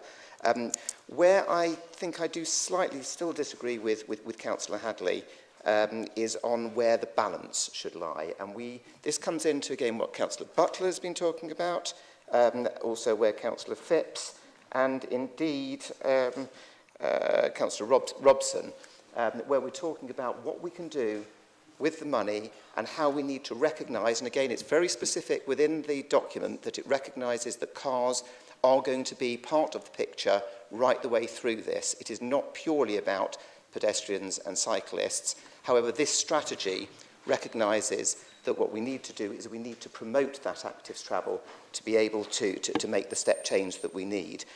On the subject, I think we have both Councillor Phipps talking about Barrack Road, and yes, indeed, there will be consultation, and there needs to be consultation as we go through. But I do actually think that I agree with what Councillor Rice was saying on this, that let's not forget that when we have more dwell time, when we have a more comfortable area, that rather than having cars driving through and being parked all over, that there has been proved time and time again around this country and others that dwell time leads to revived high streets particularly. And that is the economic benefit that comes through. Councillor Trent, actually I'm going to stop being nice now. I'm really sorry, Councillor Trent. I really oughtn't have bothered to talk about the fact that this isn't about specific schemes, that it isn't about, and if you could look at paragraphs 15 and 16, you'll see it really closely in there. Of course there will be consultation with ward councillors when the schemes are brought forward, and again that is absolutely in the report. Please, I can point you to more and more parts of that if actually needed. Councillor Brown, I'm disappointed to hear about the Beryl Bay. I do understand again that there needs to be balance, and where we need to have a strong route through, there may have to be some changes, but I would be interested in seeing about whether there can be something very, very close to that. Councillor Slade, I believe, and I may be wrong on this, that we've gone up from 300 to 360 bays in the last 18 months. So I think that is, and where I particularly agree with you, is on the need for secure cycle parking. And you'll see in the report there is mention of one in the Dolphin Centre, but I'm also interested in getting them into the residential areas where people don't have the ability to be able to do so. But once again, it's all going to come down to how much money is available for how much we're going to be able to achieve. And that's one of the points, Councillor Robson, why you cannot have the consistency right the way through. LTN 120, which is the rule that's coming out from government, which is the guideline that's coming out, tries to get protected cycle lanes wherever we can and to ensure that they are wide enough, etc. Outside the primary routes, though, some will need to be less so that we can actually get that consistent mesh over time. And I say again that this is the blueprint, this is going to be a living document, it is going to develop, I hope that that will get finer and finer and the quality will get better and better, and that way we'll get more and more cars off the road. Thank you, Mr. Chair. Thank you, Councillor Green. If we can move to the vote now, please, on a show of hands. For those for, please indicate. It's almost a consensus.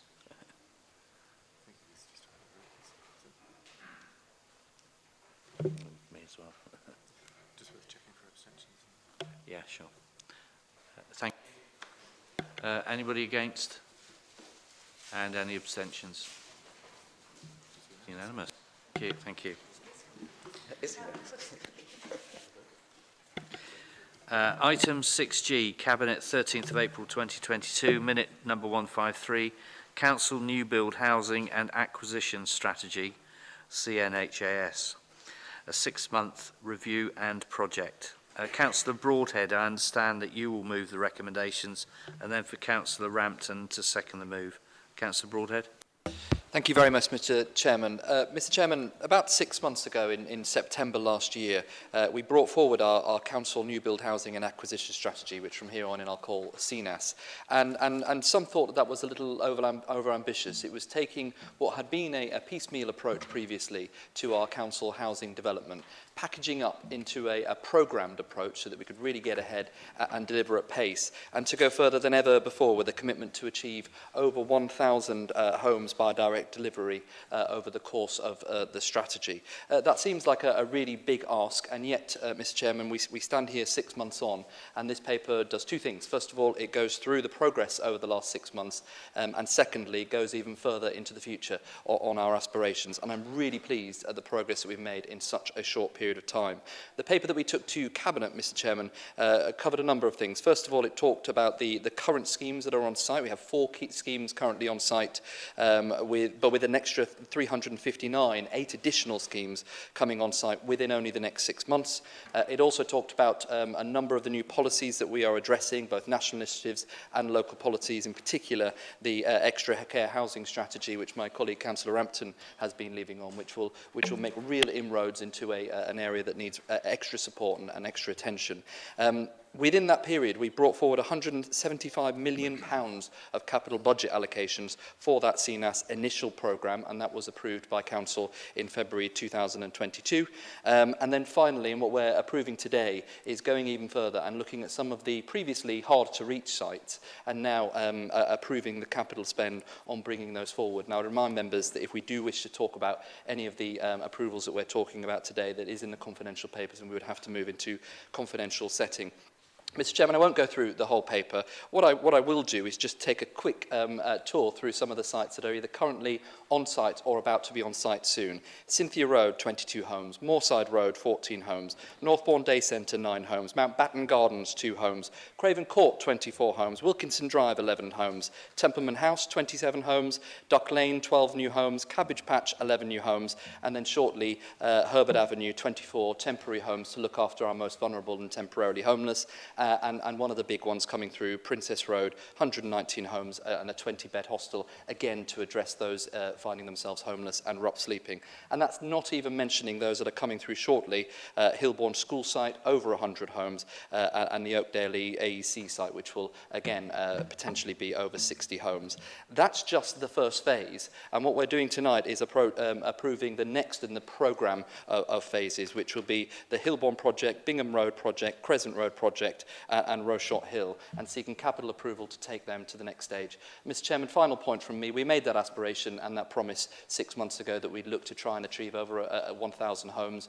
Members will see in one of the appendix that we're now planning for around 1,400 homes. So not just meeting our target, but are going above and beyond in council house delivery across BCP. Thank you, Councillor Broadhead. Thank you. Councillor Rampton, I gather you want to second. Thank you, Mr. Chair. I so second. Thank you. Councillor Allen.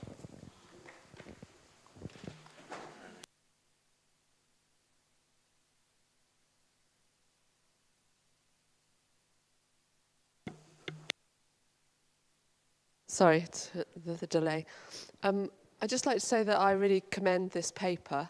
At an excellent Homelessness Reduction Board meeting recently, we were discussing the issues about the supply of affordable homes and just homes in general in this area. And there's no way that we will ever manage to resolve the issues of homelessness without a really strong programme of bringing new homes forward. So I really do commend this, and I think this is an excellent piece of work and really needed, because we need to support all the vulnerable people within society, and this is a way of doing that. So thank you very much. Thank you, Councillor Allen. Councillor Trent, I think you were the next to indicate. Thank you, Chair. It's an issue that I raised at the Planning Committee on a planning application, but I think it applies equally to here. When we're talking about fairly large developments, and bearing in mind that in the not too distant future you won't be able to buy or fit gas boilers, can there be maybe a deliberate policy of looking seriously at ground source heat pumps and other such ideas with suitable size housing developments? I think we're missing a trick at the moment. The report makes reference to gas boilers and so on, but really on any development over probably about a dozen or so, it becomes economical to put in things like ground source heat pumps and possibly air source heat pumps if you haven't got the ground to do that. It's easier to do that when something is developed newly, and I do think that it should be part of the psyche that says, oh, this is a big development, let's price up the ground source heat pumps, because from what I can gather, it doesn't actually cost that much more if you do it from scratch. It costs a lot more to retrofit it, but if you do it from the word go, you can save a lot of money, and you save a huge amount of money in the future for the people who are living there. So it's just a request to look at that. Thank you, Councillor Trent. Councillor Farquhar, I understand you indicated. Thank you, Chair. It'll come as no surprise that since day one I've advocated that local authorities should be in the business of building council homes and providing social rent, as it's termed now. I do welcome this for the reasons which I've just outlined. I would like to just ask the proposer that I see in the paper here that Site 15, Beaufort Park, is a scheme that is now paused and would potentially be paused indefinitely until such time as the Parks Review is complete and its budget allocation for that particular site has been redistributed or is planned to be redistributed. My question and clarification of the proposer would be that this would be greatly welcomed by the residents and the children that use that play park. Is there any indication for what quarter or what period that the Parks Review would be complete so that they can stand down their concerns for safeguarding and protecting their play park? And can we get some clarification that with the funding for that particular site being redistributed, would that same play park be considered for an upgrade in its amenity to safeguard its future for further generations to carry on using it? Thank you. Thank you, Councillor Farquhar. Councillor Hilliard, I think you indicated. Thank you, Chair. Yes, so again, I'm very welcome for this regular update. I think residents and members alike, we appreciate the information and the positive news. However, the concern for me is in executive summary, in particular in number 4, where it says that Future Places is now leading on a number of sites. This completely, in my view and many people's view, takes away this transparency, because when are we going to get updates on those sites, what's happening to it? And then similarly, the comment says, well, if it's not good enough for Future Places, it will come back to this strategy. Again, that doesn't seem to make sense for us as a council, that another arm's length organisation with no transparency is cherry picking sites and no one's seeing it. And then the final comment is the recommendation D, the land at Rochot Hill. If a developer was thinking of a substantial development in any ward, I would hope they do some engagement with ward councillors. In this case, neither of the ward councillors or the parish council were aware of any engagement. I know it's early stages, but engagement would be appreciated. Thank you. Thank you, Councillor Hilliard. And Councillor Hadley, I think you indicated that. Thank you, Chair. Yes, the list that the Deputy Leader read out was very familiar because many of those schemes had been approved while the UA were responsible for this. But I recognise these are long timescales to move these schemes forward, and the detail in the list is very welcome. Councillor Trent made a really interesting point about renewable energy, and I think again it comes back to a point that Councillor Slade made earlier about the Green Futures Fund. We should be thinking wider than just by individual scheme. And as a local authority, if you look across particularly Scandinavia, they have district heating systems that look after whole communities, indeed whole towns, based on renewable energy sources and piped heating systems. And we really need to, again, be a bit more ambitious, a bit more forward-thinking in terms of how we do that, because, as Councillor Trent rightly said, it's much easier to start those things or have the hub of those things in one location. We have that opportunity on the power station site because we own it, but we should be also leading the way, working with others, working with the hospitals. Again, Bournemouth Hospital picked up the challenge we set and have looked at an energy centre there. So we do need to think about that. I think the other thing that's a concern is the uplift in costs. And one of the schemes in particular talks about, that's for decision, talks in terms of increased costs. And with Brexit and generally the shortage of materials and the expense of materials, everything is getting far more expensive. We need to be smarter about that. We always seem to produce stuff that's very expensive. And my last point is about other infrastructure, particularly sewage, favourite subtopic, about how we stop pumping raw sewage into our rivers and coastline and ensure that we have adequate infrastructure to support these new homes. Thank you. Thank you, Councillor Hadley. Anybody else wish to? Councillor Butler. Thank you, Chairman. It's just really a question about the Hilborn project. Now that it's been voted that Pool Housing Partnership is being taken over by or is morphing into BCP Homes, will that have any impact on this project? Because prior to that, they'd been very good. So I'd like to know that. Thank you. Thank you, Councillor Butler. Councillor Brown, apologies. I went slightly out of order there. I do apologise. Thank you, Chair. Yeah, just a couple of comments around the financial implications section of the report. I welcome the report and the progress that's being made in developing these various schemes and pushing them forward for the benefit of local residents. But the financial implications section of the report talks about an increase of £10.5 million funding up to £185 million funding for the overall programme as it is at the moment. But then it goes on in paragraph 20 to talk about our £855 million borrowing limit. And once these changes here are approved, that will reduce BCP's forecast headroom to just £7 million by March 2027. And it talks about likely needing further potential borrowing as we progress these projects.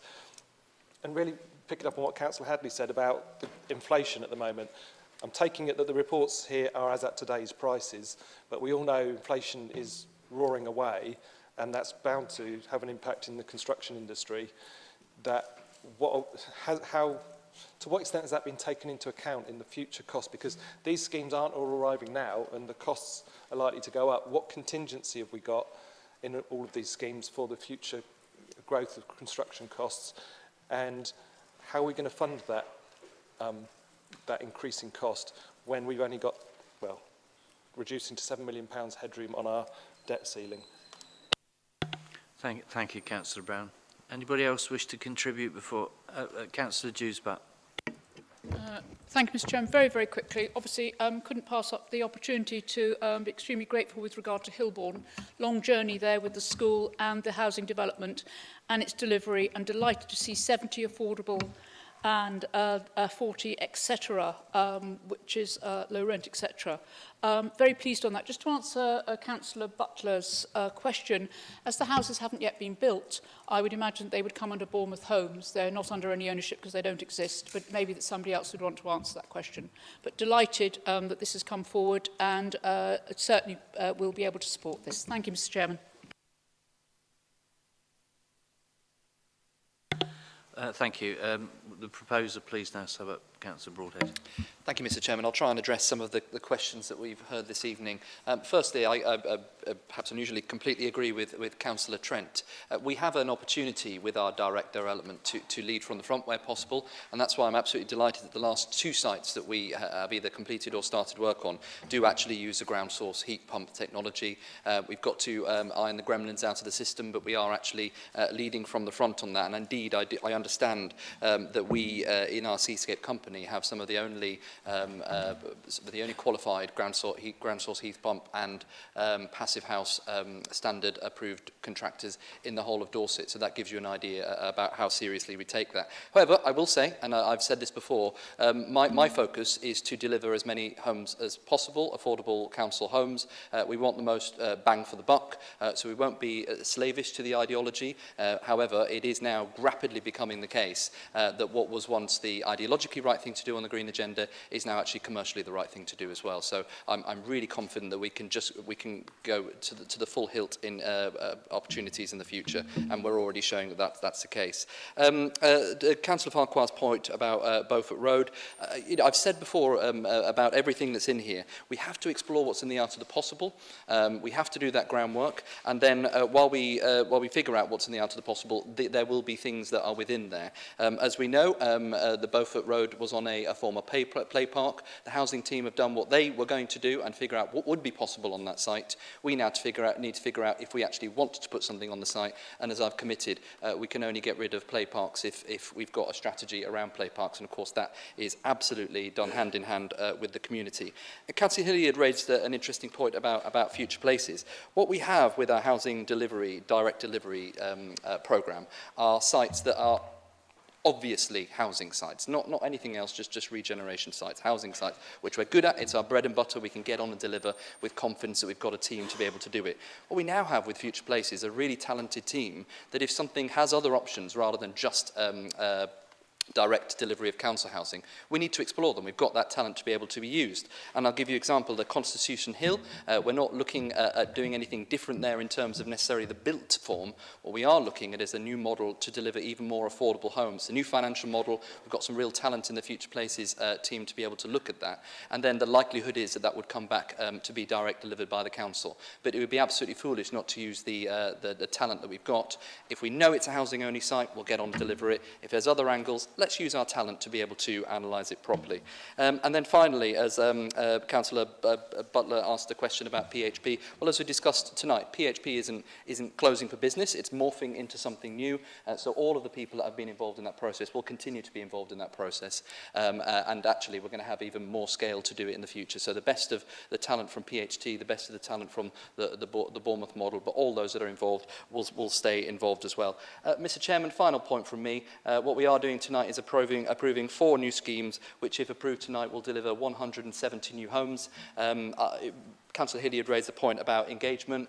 We need to make the approval about what type of thing we want to do. That engagement absolutely comes after, and I absolutely commit that more councillors will be engaged in the next stage of the process. But say yes tonight, and we've got 170 new council homes for the residents of BCP.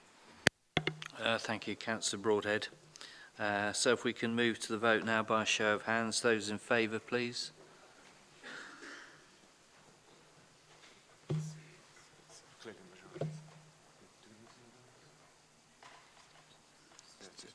Definitely a majority. Against, please, if any, and abstentions. Thank you. That's unanimous. That's carried. Which brings us conveniently to an 8 o'clock comfort break. I would expect everybody in their seats ready for business at 8:10. Thank you.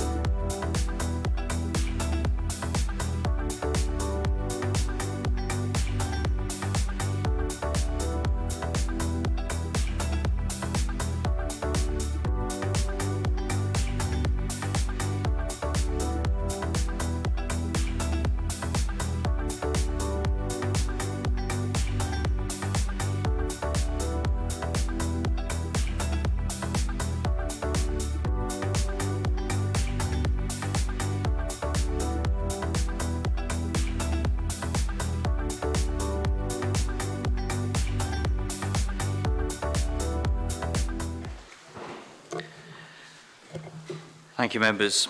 Agenda item 7, notices of motion in accordance with Procedure Rule 9. Councillor Dedman, I call upon you to move your motion. Thank you, Chairman. I take it that everybody has read the motion before the Council, so I don't have to read it out to everybody. Is that correct?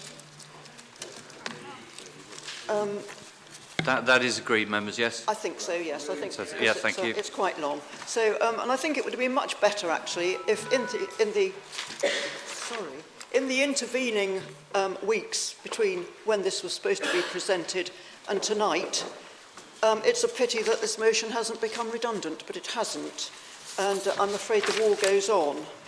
And I'm sure, well, I do know that many Russians, I've got Russian friends living abroad, and they're heartsick at the terrible violence and death inflicted upon Ukraine. But of course, the people actually living in Russia are prevented by their censored society from realising the full horror. But we in the free world, of course, we see every day the reports of the war.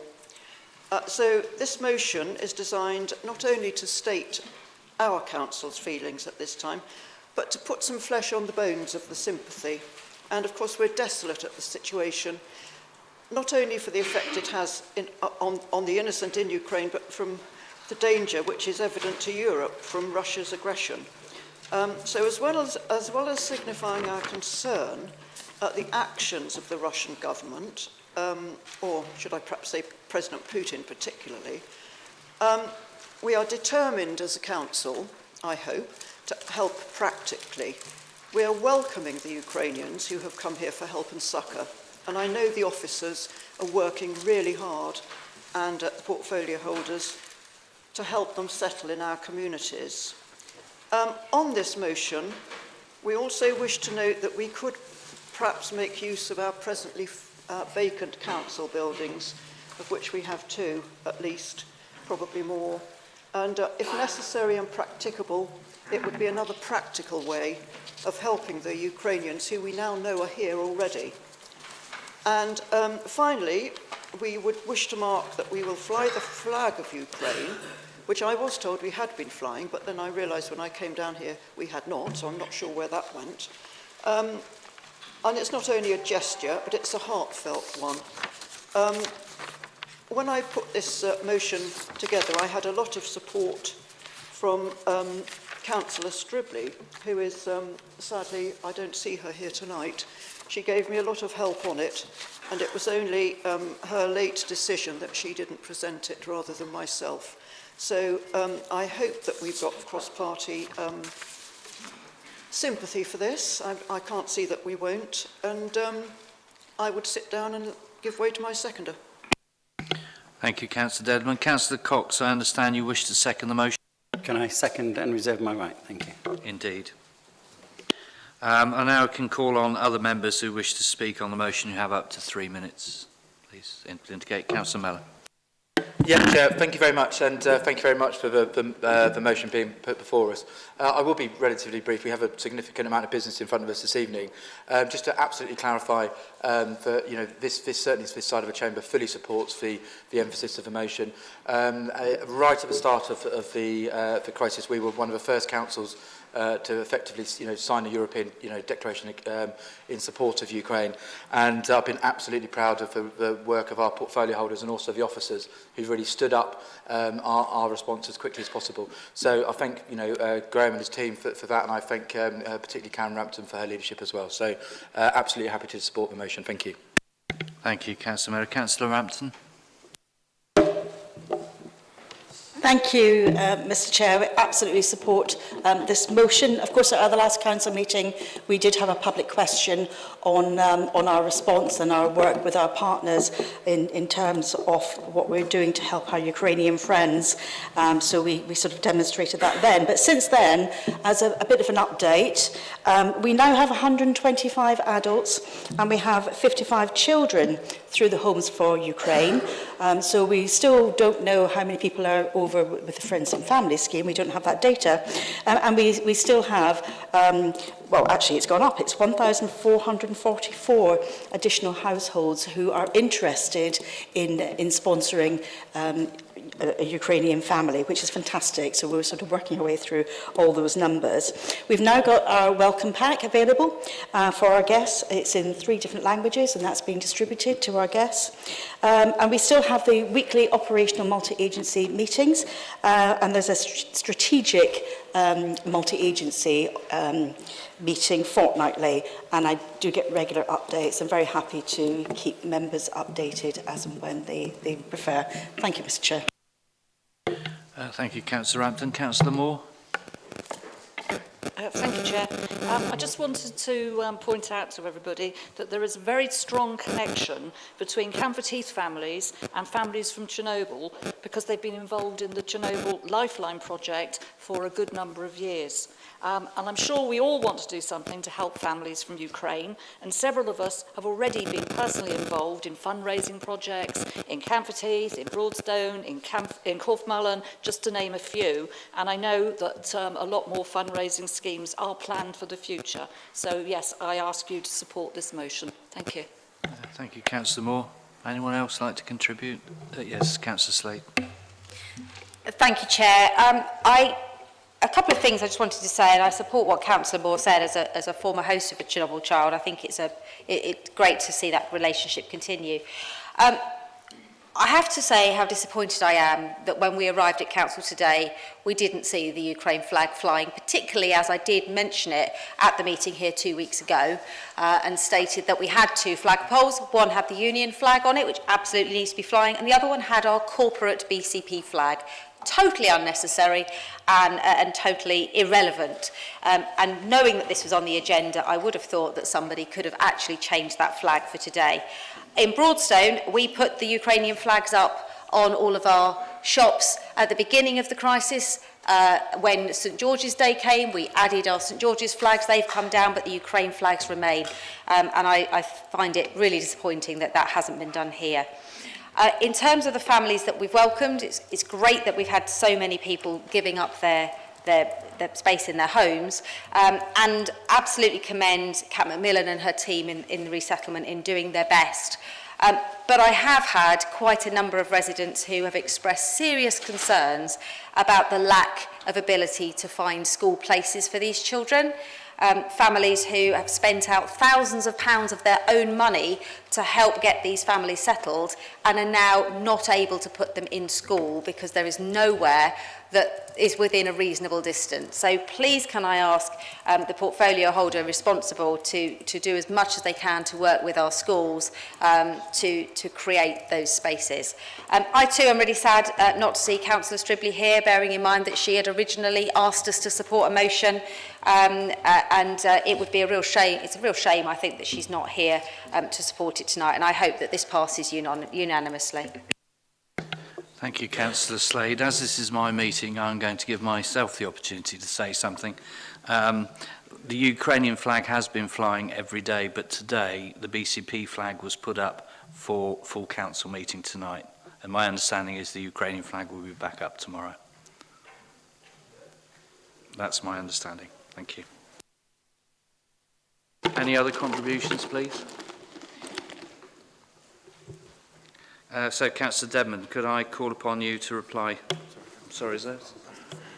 Oh, I didn't. Yes. And then Cox. Okay. Councillor Farquhar, please. Thank you, Chair. I didn't quite understand. Is it now a process in the flags that we fly the corporate flag while full council is sitting?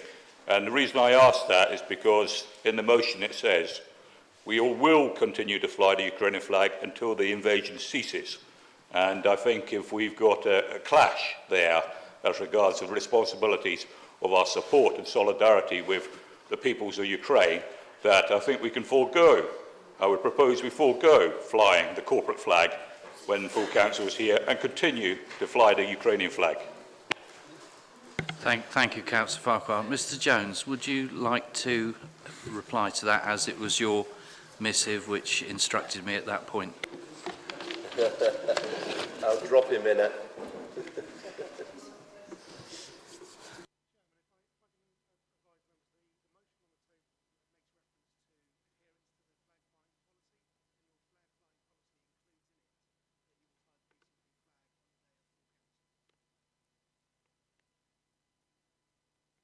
Thank you, Mr Jones. Councillor Cox, I think you indicated next. Thank you, Mr Chair. I think a lot's been said and quite right that we should all support this motion. But I just wanted to take issue, I think like Councillor Slade did, about that we can do a lot more. And I know Councillor Rampton was talking about what has been done with families that are already here. But I think there was a huge discrepancy between the amount of homes that have been offered by residents of BCP and the actual number that have arrived. And part of that issue is to do with bureaucracy. It may not be BCP bureaucracy, it's probably UK border bureaucracy. But we should be doing everything we can to make sure that we maximise the offers that we've received to house as many of the Ukrainian refugees as possible. Thank you. Thank you, Councillor Cox. Did anybody else indicate? Councillor Borthwick. I'd just like to say, a couple of years ago, I set a charity shop up in Boscombe, and that charity shop sent Ukraine £4,000 at the beginning of the troubled times. And I'd like the council to know that we're there as a charity, and if anybody's got problems, we will try and help it. Thank you, Councillor Borthwick. Councillor Butler, did you indicate, please? Yes, thank you. Whilst I agree with the humanitarian aid, which is brilliant, and the UK has always been really strong on this, I do think that the wording of the motion, unprovoked aggression, is not correct, because Russia was provoked. No, we don't hear all the news. No, honestly. One of the first acts of the Ukrainian new pro-Western government in 2014 was to abolish the law that protected Russian, spoken by 40% of the population, as one of Ukraine's official state languages. This prompted 2 of the ethnic Russian provinces in the Donbass to break away from the new regime in Kiev, and that's what started all the trouble. So I just wanted people to know that, and that is fact, that's not made up. Thank you for that point, Councillor Butler. Councillor Green. Thank you, Chairman. I would just like to add to give my support to Councillor Dedman for her wording of this motion, including the words unprovoked aggression. Councillor Mellor has offered the support from this side of the chamber, and I'd like to make it clear that that is unqualified. And in terms of school places, Councillor Slade, it's obviously an ongoing discussion. If any members are aware of particular issues, clearly we have a number of children waiting for school places from all sorts of communities, and we need to be fair in them. But if you are aware of particular issues in your ward, please do email me, and I'll ensure that they're taken up with the admissions team. Thank you, Chairman. Thank you, Councillor Green. Councillor Hadley, please. Thank you, Chair. Yes, I think it actually follows on from the point that Councillor Borthwick made. I just wanted to call out the great support from the members of the public in BCP who have spontaneously and moved faster probably than we have in terms of trying to make a difference for people in Ukraine. In terms of unprovoked attack, I'm happy to accept unprovoked. I think it is important to hear both sides of the story, but I think if you get into that, you get into geopolitics and our reliance on oil as being key to a lot of these conflicts, and certainly I don't think the Ukrainians were the aggressors in this. So I think I wholeheartedly support the motion. Thank you. Geopolitics are not within my remit, I'm afraid, in this role. Councillor Anne Filer, please. Thank you, Chairman. I just want to say how grateful I am to Councillor Dedman and everybody who supports this motion. My grandparents came from the Ukraine at the turn of the century. The rights and wrongs of who provoked who is one story. But the disproportionate amount of aggression that's going on in the Ukraine at the moment against innocent people and children is not in doubt. Whole cities are devastated. Schools, there is no right in what's going on in the Ukraine. I'm really proud of the efforts of the people of Bournemouth and Poole and Christchurch in all that they've offered. Homes, goods, a person who lives in the ward that I represent, not far from the town hall, took a van and loaded it up floor to ceiling within the first week. And I'm just very proud of it all, and I'm sure that the majority of the people in this chamber tonight will support this motion wholeheartedly. Thank you, Councillor Fowler. Councillor Lawton, please, and then... I find it incomprehensible that a person tonight says that they are the aggressors. I seem to remember, if I did my history right at school and at college, a certain person in 1939 saying the same thing about the Sudetenland. What sort of statement is that to say at a chamber like this? This, I totally support the amendment and the proposal put forward by Councillor Edmund. I cannot believe, and anybody in this room cannot believe, the inhumanity which is being suffered by the Ukrainian people under the aggressors of the Russian imperialists. It's just unbelievable what they're trying to do. They're treating women, children, and elderly people like as if they're just inhumane. My God, are we living back 40, 50 years ago? I just find it incomprehensible that a councillor in this room tries to justify what is happening and why those people are reacting that way. I'm just appalled. I'm sorry, I'm just appalled. Thanks to Councillor Lawton. Councillor Judesbutt, please. Thank you. Yes, I'm grateful to Councillor Lawton for actually saying what I was going to say. Now, as you know, I'm Creekmore, and also is Councillor Diana Butler, and I wish to be totally disassociated from her comment with regard to representing the good people of Creekmore. It was very ill-advised for you to say that. Sometimes we have opinions and thoughts, and they're best kept to ourselves, and I think this was definitely an occasion that you should have done that. So I certainly don't support what you said, but I certainly do support the motion. Thank you, Mr. Chairman. Thank you, Councillor Butt. Anybody else like to contribute before I call Councillor Dedman to reply to the debate? Councillor Dedman, please. Yes, thank you very much, Chairman. And I'm really, really pleased to see that this is being accepted cross-party. I note the comment about the unprovoked aggression. And in fact, that was why I mentioned that many Russians are heartsick at the terrible violence. Whatever you feel about geopolitics, sorry, Chairman, I know you dropped your pencil at that point, but whatever you feel about it, as Councillor Fowler said, it is an appalling thing that the Russians are doing, and even my Russian friends are heartsick, which is why I said that in the first place. And I know that this motion will communicate to future generations who read these minutes, if anybody ever does, or see the meeting, that the good people of Bournemouth, Christchurch and Poole, who we all represent, are open-hearted towards folk in trouble. They've welcomed them into the community, and I'm very proud of both the Council's response and our residents. Thank you very much, Chair. Thank you, Councillor Dedman. I'd like now to move to the vote, please, by a show of hands. All those in favour?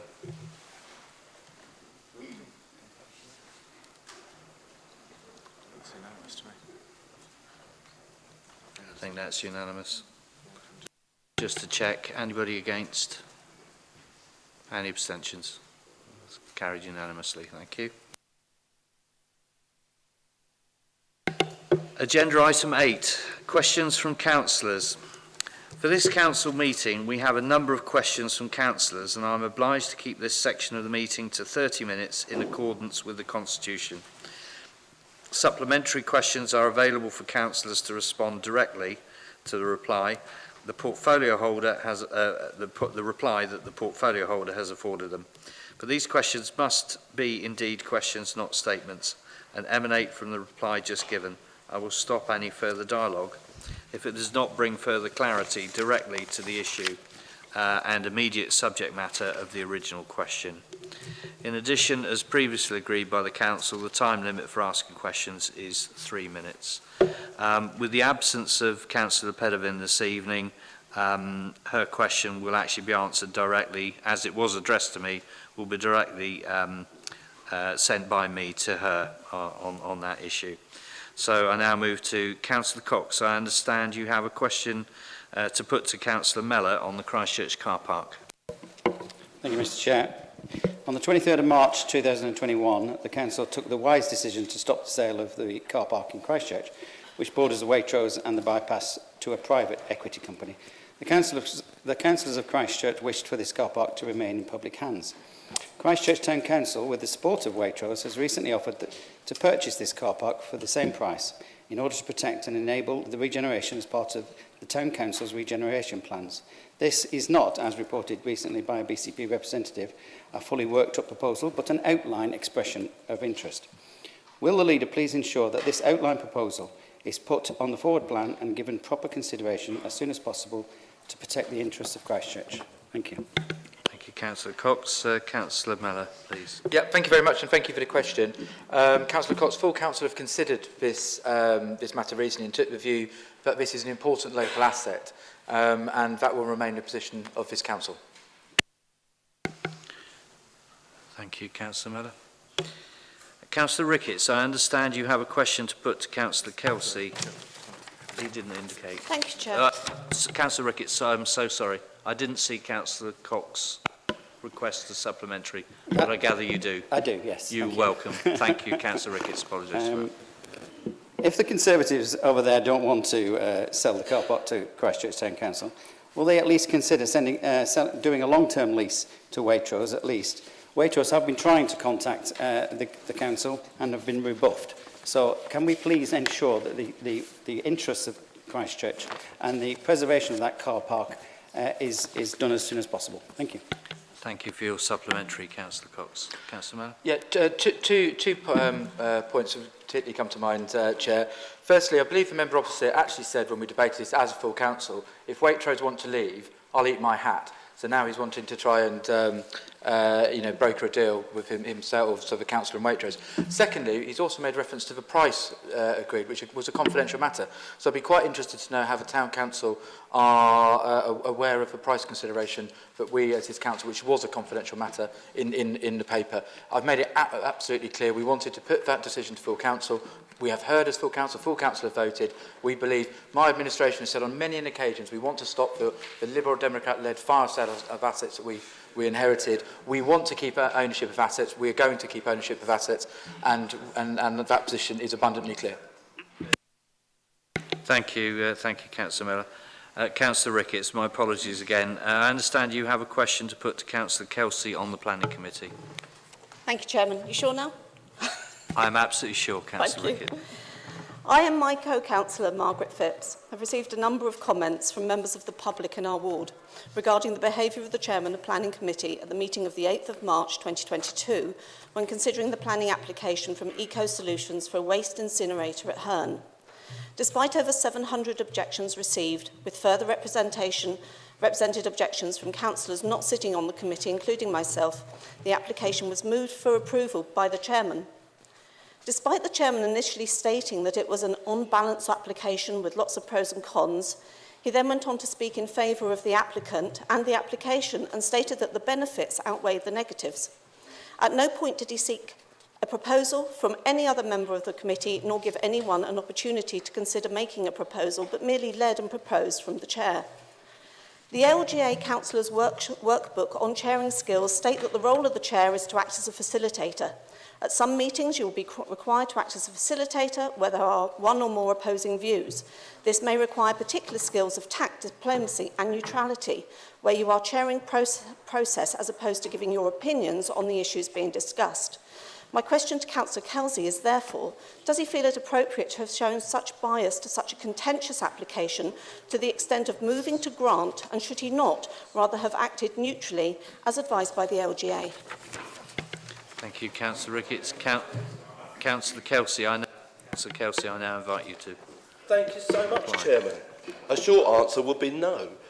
But the BCP Planning Committee meetings are a quasi-judicial process that is facilitated and overseen by a range of officers, including a fully qualified solicitor. The solicitor's role at planning committee meetings is to ensure the committee are advised of relevant legal issues, both in terms of process as well as using planning judgments to make informed decisions. There was a solicitor present at the planning committee meeting in question, and it is my understanding that at no point were any concerns raised by them over the handling of the meeting by any participant. The meeting itself followed the standard process of people being able to speak for and against the application, including ward councillors, followed by questions and a lengthy discussion by the planning committee members. Various views were expressed by members of the committee before the move was made to go with the officer's recommendation to approve the application. That move was seconded in accordance with the due process, and no alternative moves were made by any other members of the committee. If an alternative move had been forthcoming and seconded, then it would have been voted upon, but it did not happen. It is also understood that no objections or concerns have been raised by the councillors who sit on the planning committee about the meeting and how it was run. The chairman of the planning committee also has the right to be able to offer a view on an application as a sitting and voting member. Chairman's comments came at the end of the lengthy discussions, thereby allowing all other members to first have their say and, if they had wanted to, make a move. The chairman also has the same opportunity as any other councillor on the committee in terms of being able to make a move, which in this case he did, following a thorough assessment and airing of all the issues. It is evident that due process was followed by all the members of the planning committee, including the chairman, and a decision was reached on planning merits following a thorough assessment of the issues. Any suggestion otherwise is unfounded. The facts are, and as can be seen from the video if people bother to watch it, that a robust and administratively correct process was followed, resulting in planning committee making its collective decision on the application. Thank you. Thank you, Councillor Kelsey. Councillor Ricketts, do you have a supplementary? Thank you, Chairman. Yes. At the previous meeting, or the first part of this meeting on the 26th of April, you answered a question from a member of the public and stated that you always listen to the residents and their objections and their concerns. Is there anything you'd like to say to the 700 residents that objected to this application? Councillor Kelsey. As I said, we listen to all concerns and all views of opinion, and then we make our decisions on the application in front of us. Thank you. Thank you, Councillor Kelsey. Councillor Slade, I understand you have a question to put to Councillor Broadhead on the bounce back grant. Thank you, Chair. Yes, I do. Following the bounce back grants made in the spring of 2021, I raised some concerns about the proposal to grant £70,000 for the development of a water park at Herne. I had a meeting with an officer of the council, and after the meeting I wrote to clarify some of the content. In the responses I received dated 6th of September 2021, I was advised that the application for the lagoon was to develop and submit a planning application with a deadline of 31st of March 2022. I have checked the BCP planning portal and I cannot locate a planning application for this site. Given that the application required under the bounce back grant has not been submitted, can the portfolio holder please confirm that the grant has now been returned to the council? Thank you, Councillor Slade. Councillor Broadhead, please. Thank you very much, Mr. Chairman, and thank you to Councillor Slade for her question. The grant award letter signed by the Lagoon states that the proposals should be delivered in line with their proposal. In this instance, the application form and the costed project plan identified their proposal as planning phase 1, architecture, landscaping, etc. The additional restrictions grant awarded was a contribution towards the overall cost to the applicant of submitting a planning application. The project plan also demonstrated the significant match funding that would be unlocked by the award. This will ultimately lead to a planning application, but the requirement to submit a planning application was not part of the requirement of funding. Their final report, including evidence of invoices and spend, demonstrates that all of the criteria for their award have been met and their agreed objectives, as outlined above, are complete. Thank you. Thank you, Councillor Broadhead. Councillor Slade, do you have a supplementary, please? I do indeed. I would just like to clarify that the portfolio holder has asked the senior officer who wrote that to me to apologise for giving incorrect information in writing to a councillor and request a list of how many of the other bounce back grants have met the criteria and how many have been returned to the council. I'm quite happy to take that at some point in the future. Thank you. Thank you, Councillor Slade. Councillor Broadhead. Thank you very much. I will indeed speak to the officer, as I have already done. However, I think the miscommunication over this doesn't come from the officer. It comes from Councillor Slade misunderstanding what is meant by submitted planning stage. The applicant in this situation had to bring it forward to that stage. However, I can update Councillor Slade as well. She'll be delighted to hear this. They continue to provide progress reports and actually are already in discussion with the planning application, with the planning department about bringing forward a planning permission as well. I'm more than happy to go away, as she suggested, and come back with an update on all of the amazing projects that our council, delivering £250 million of grant, used to help support our businesses through the pandemic, and it's something I'm extremely proud of. Thank you, Councillor Broadhead. Thank you. Councillor Trent, I understand you have a question to put to Councillor Jane Kelly on access for the public when ringing BCP Council. Councillor Trent? Yeah, thank you, Chair.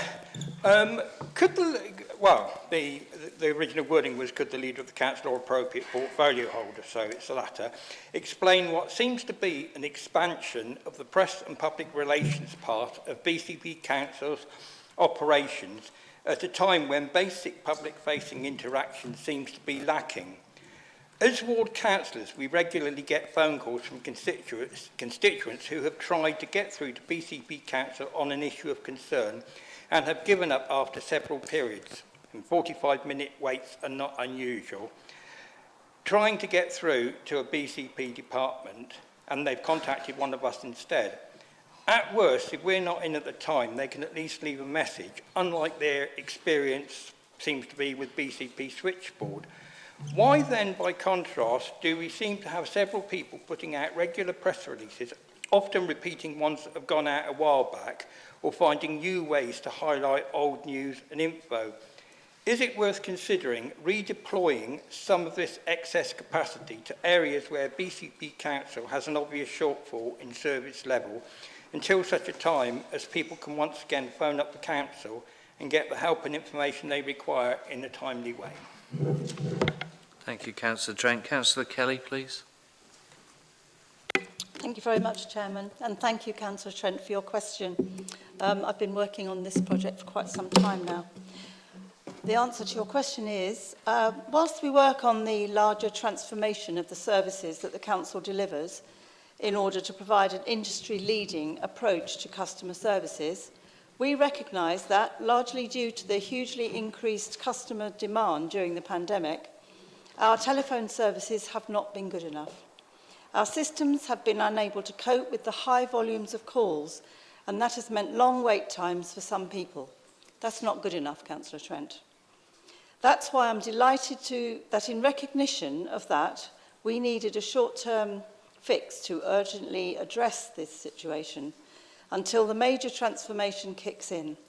This administration devoted an extra £1.5 million this year, 22-23, to increase staff resources to call handling, for call handling by up to 40 staff members. This shows that we're taking action to get ahead of this issue and provide residents with the service they deserve. Further, Councillor Trent, contrary to your suggestion, we've actually scaled back the Council's core marketing and communications team, not expanded it.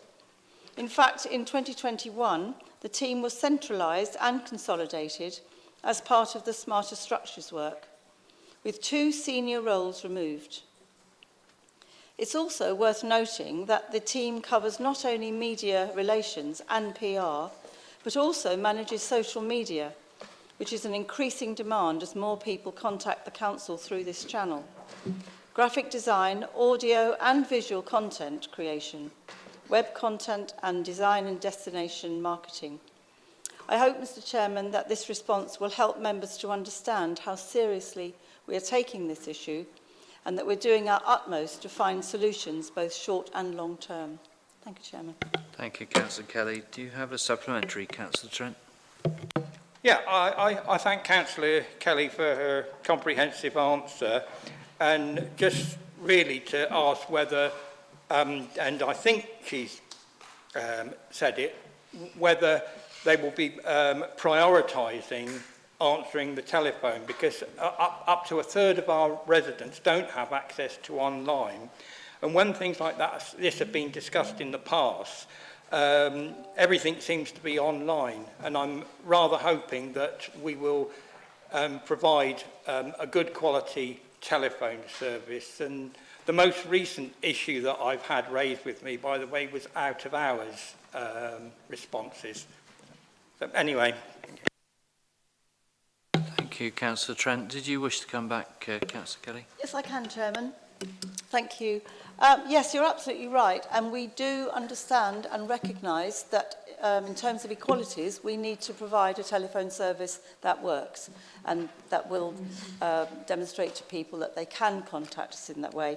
You might be interested to know that of the extra 40 staff that we are going to be recruiting, 2 weeks ago we had increased it to 22, so we're gradually getting those numbers up. The other thing that we do, we can and we are doing, is to anticipate where there's going to be an increase in the calls. For instance, when the green bin bills go out, there's going to be a lot of calls about that. When the council tax bills go out, the same thing happens. And so we can change around the numbers of people delegated to answering the calls for those departments, and so to try and alleviate the problems. So, you know, we're trying to be flexible and anticipate where the highest demand is going to be. And also understanding that some people just don't want to or can't use the internet. Libraries are also really great places for people to go, and I think councillors can talk to their residents if necessary and advise that they can get help from the librarians. Thank you. Thank you, Councillor Kelly. That takes us on to second questions, of which there is only one. Councillor Slade, I understand you have a question to put to Councillor Mellor on motions. Councillor Slade. Thank you, Chair. I'm sure the Leader will agree that motions to Council are an important way for members to share issues of great importance to our community or to the elected members who represent those communities. Such motions, when approved, then represent the official view of the Council, and the resolutions made will often require the Council or a senior representative of the Council to undertake an action such as writing a letter to government or other body. Can the Leader please confirm how long he thinks is a reasonable amount of time for a member of his administration to have to undertake such actions? Councillor Miller. Yeah, thank you very much, and thank you for the question. Firstly, I absolutely agree that motions that with council debates are fundamentally important, and also that every motion is individual in its nature, so the response will be individual in that nature as well, and appropriate and the work in relation to it. So all I can say is I have absolute confidence in my portfolio holders and officers of the council to respond professionally at all times. Thank you. Thank you, Councillor Miller. Do you have a supplementary, Councillor Slade? Yes, I do have a supplementary, and that supplementary is to ask the Leader whether he is aware that it took over a year, that is over a year, for the portfolio holder to send a letter after we agreed as a council that we would take action on fireworks. And after taking a year to send that letter to council, he then took a further 6 months before he replied to multiple emails from myself to ask why the letter hadn't been shared, and then tried to pass it to somebody else, and whether he agrees that a year, whatever the nature of the motion, is not an acceptable amount of time for reply. Thank you, Councillor Slade. Councillor Miller. Yeah, delighted to, Chair. So to be absolutely clear, as I stated in my previous answer, every motion is individual, and there was a significant amount of work gone on in the background to that particular case, and there will be in certain others. And I'll just, just reminds me effectively of when we were having this, when you were sat in this chair, and effectively we were having questions to you about the performance of your portfolio holders, which were, and I'm absolutely committed. We're about to have a discussion about confidence in administrations and confidence, and I can tell you this chamber has significantly more confidence in my administration than it did in yours. Thank you.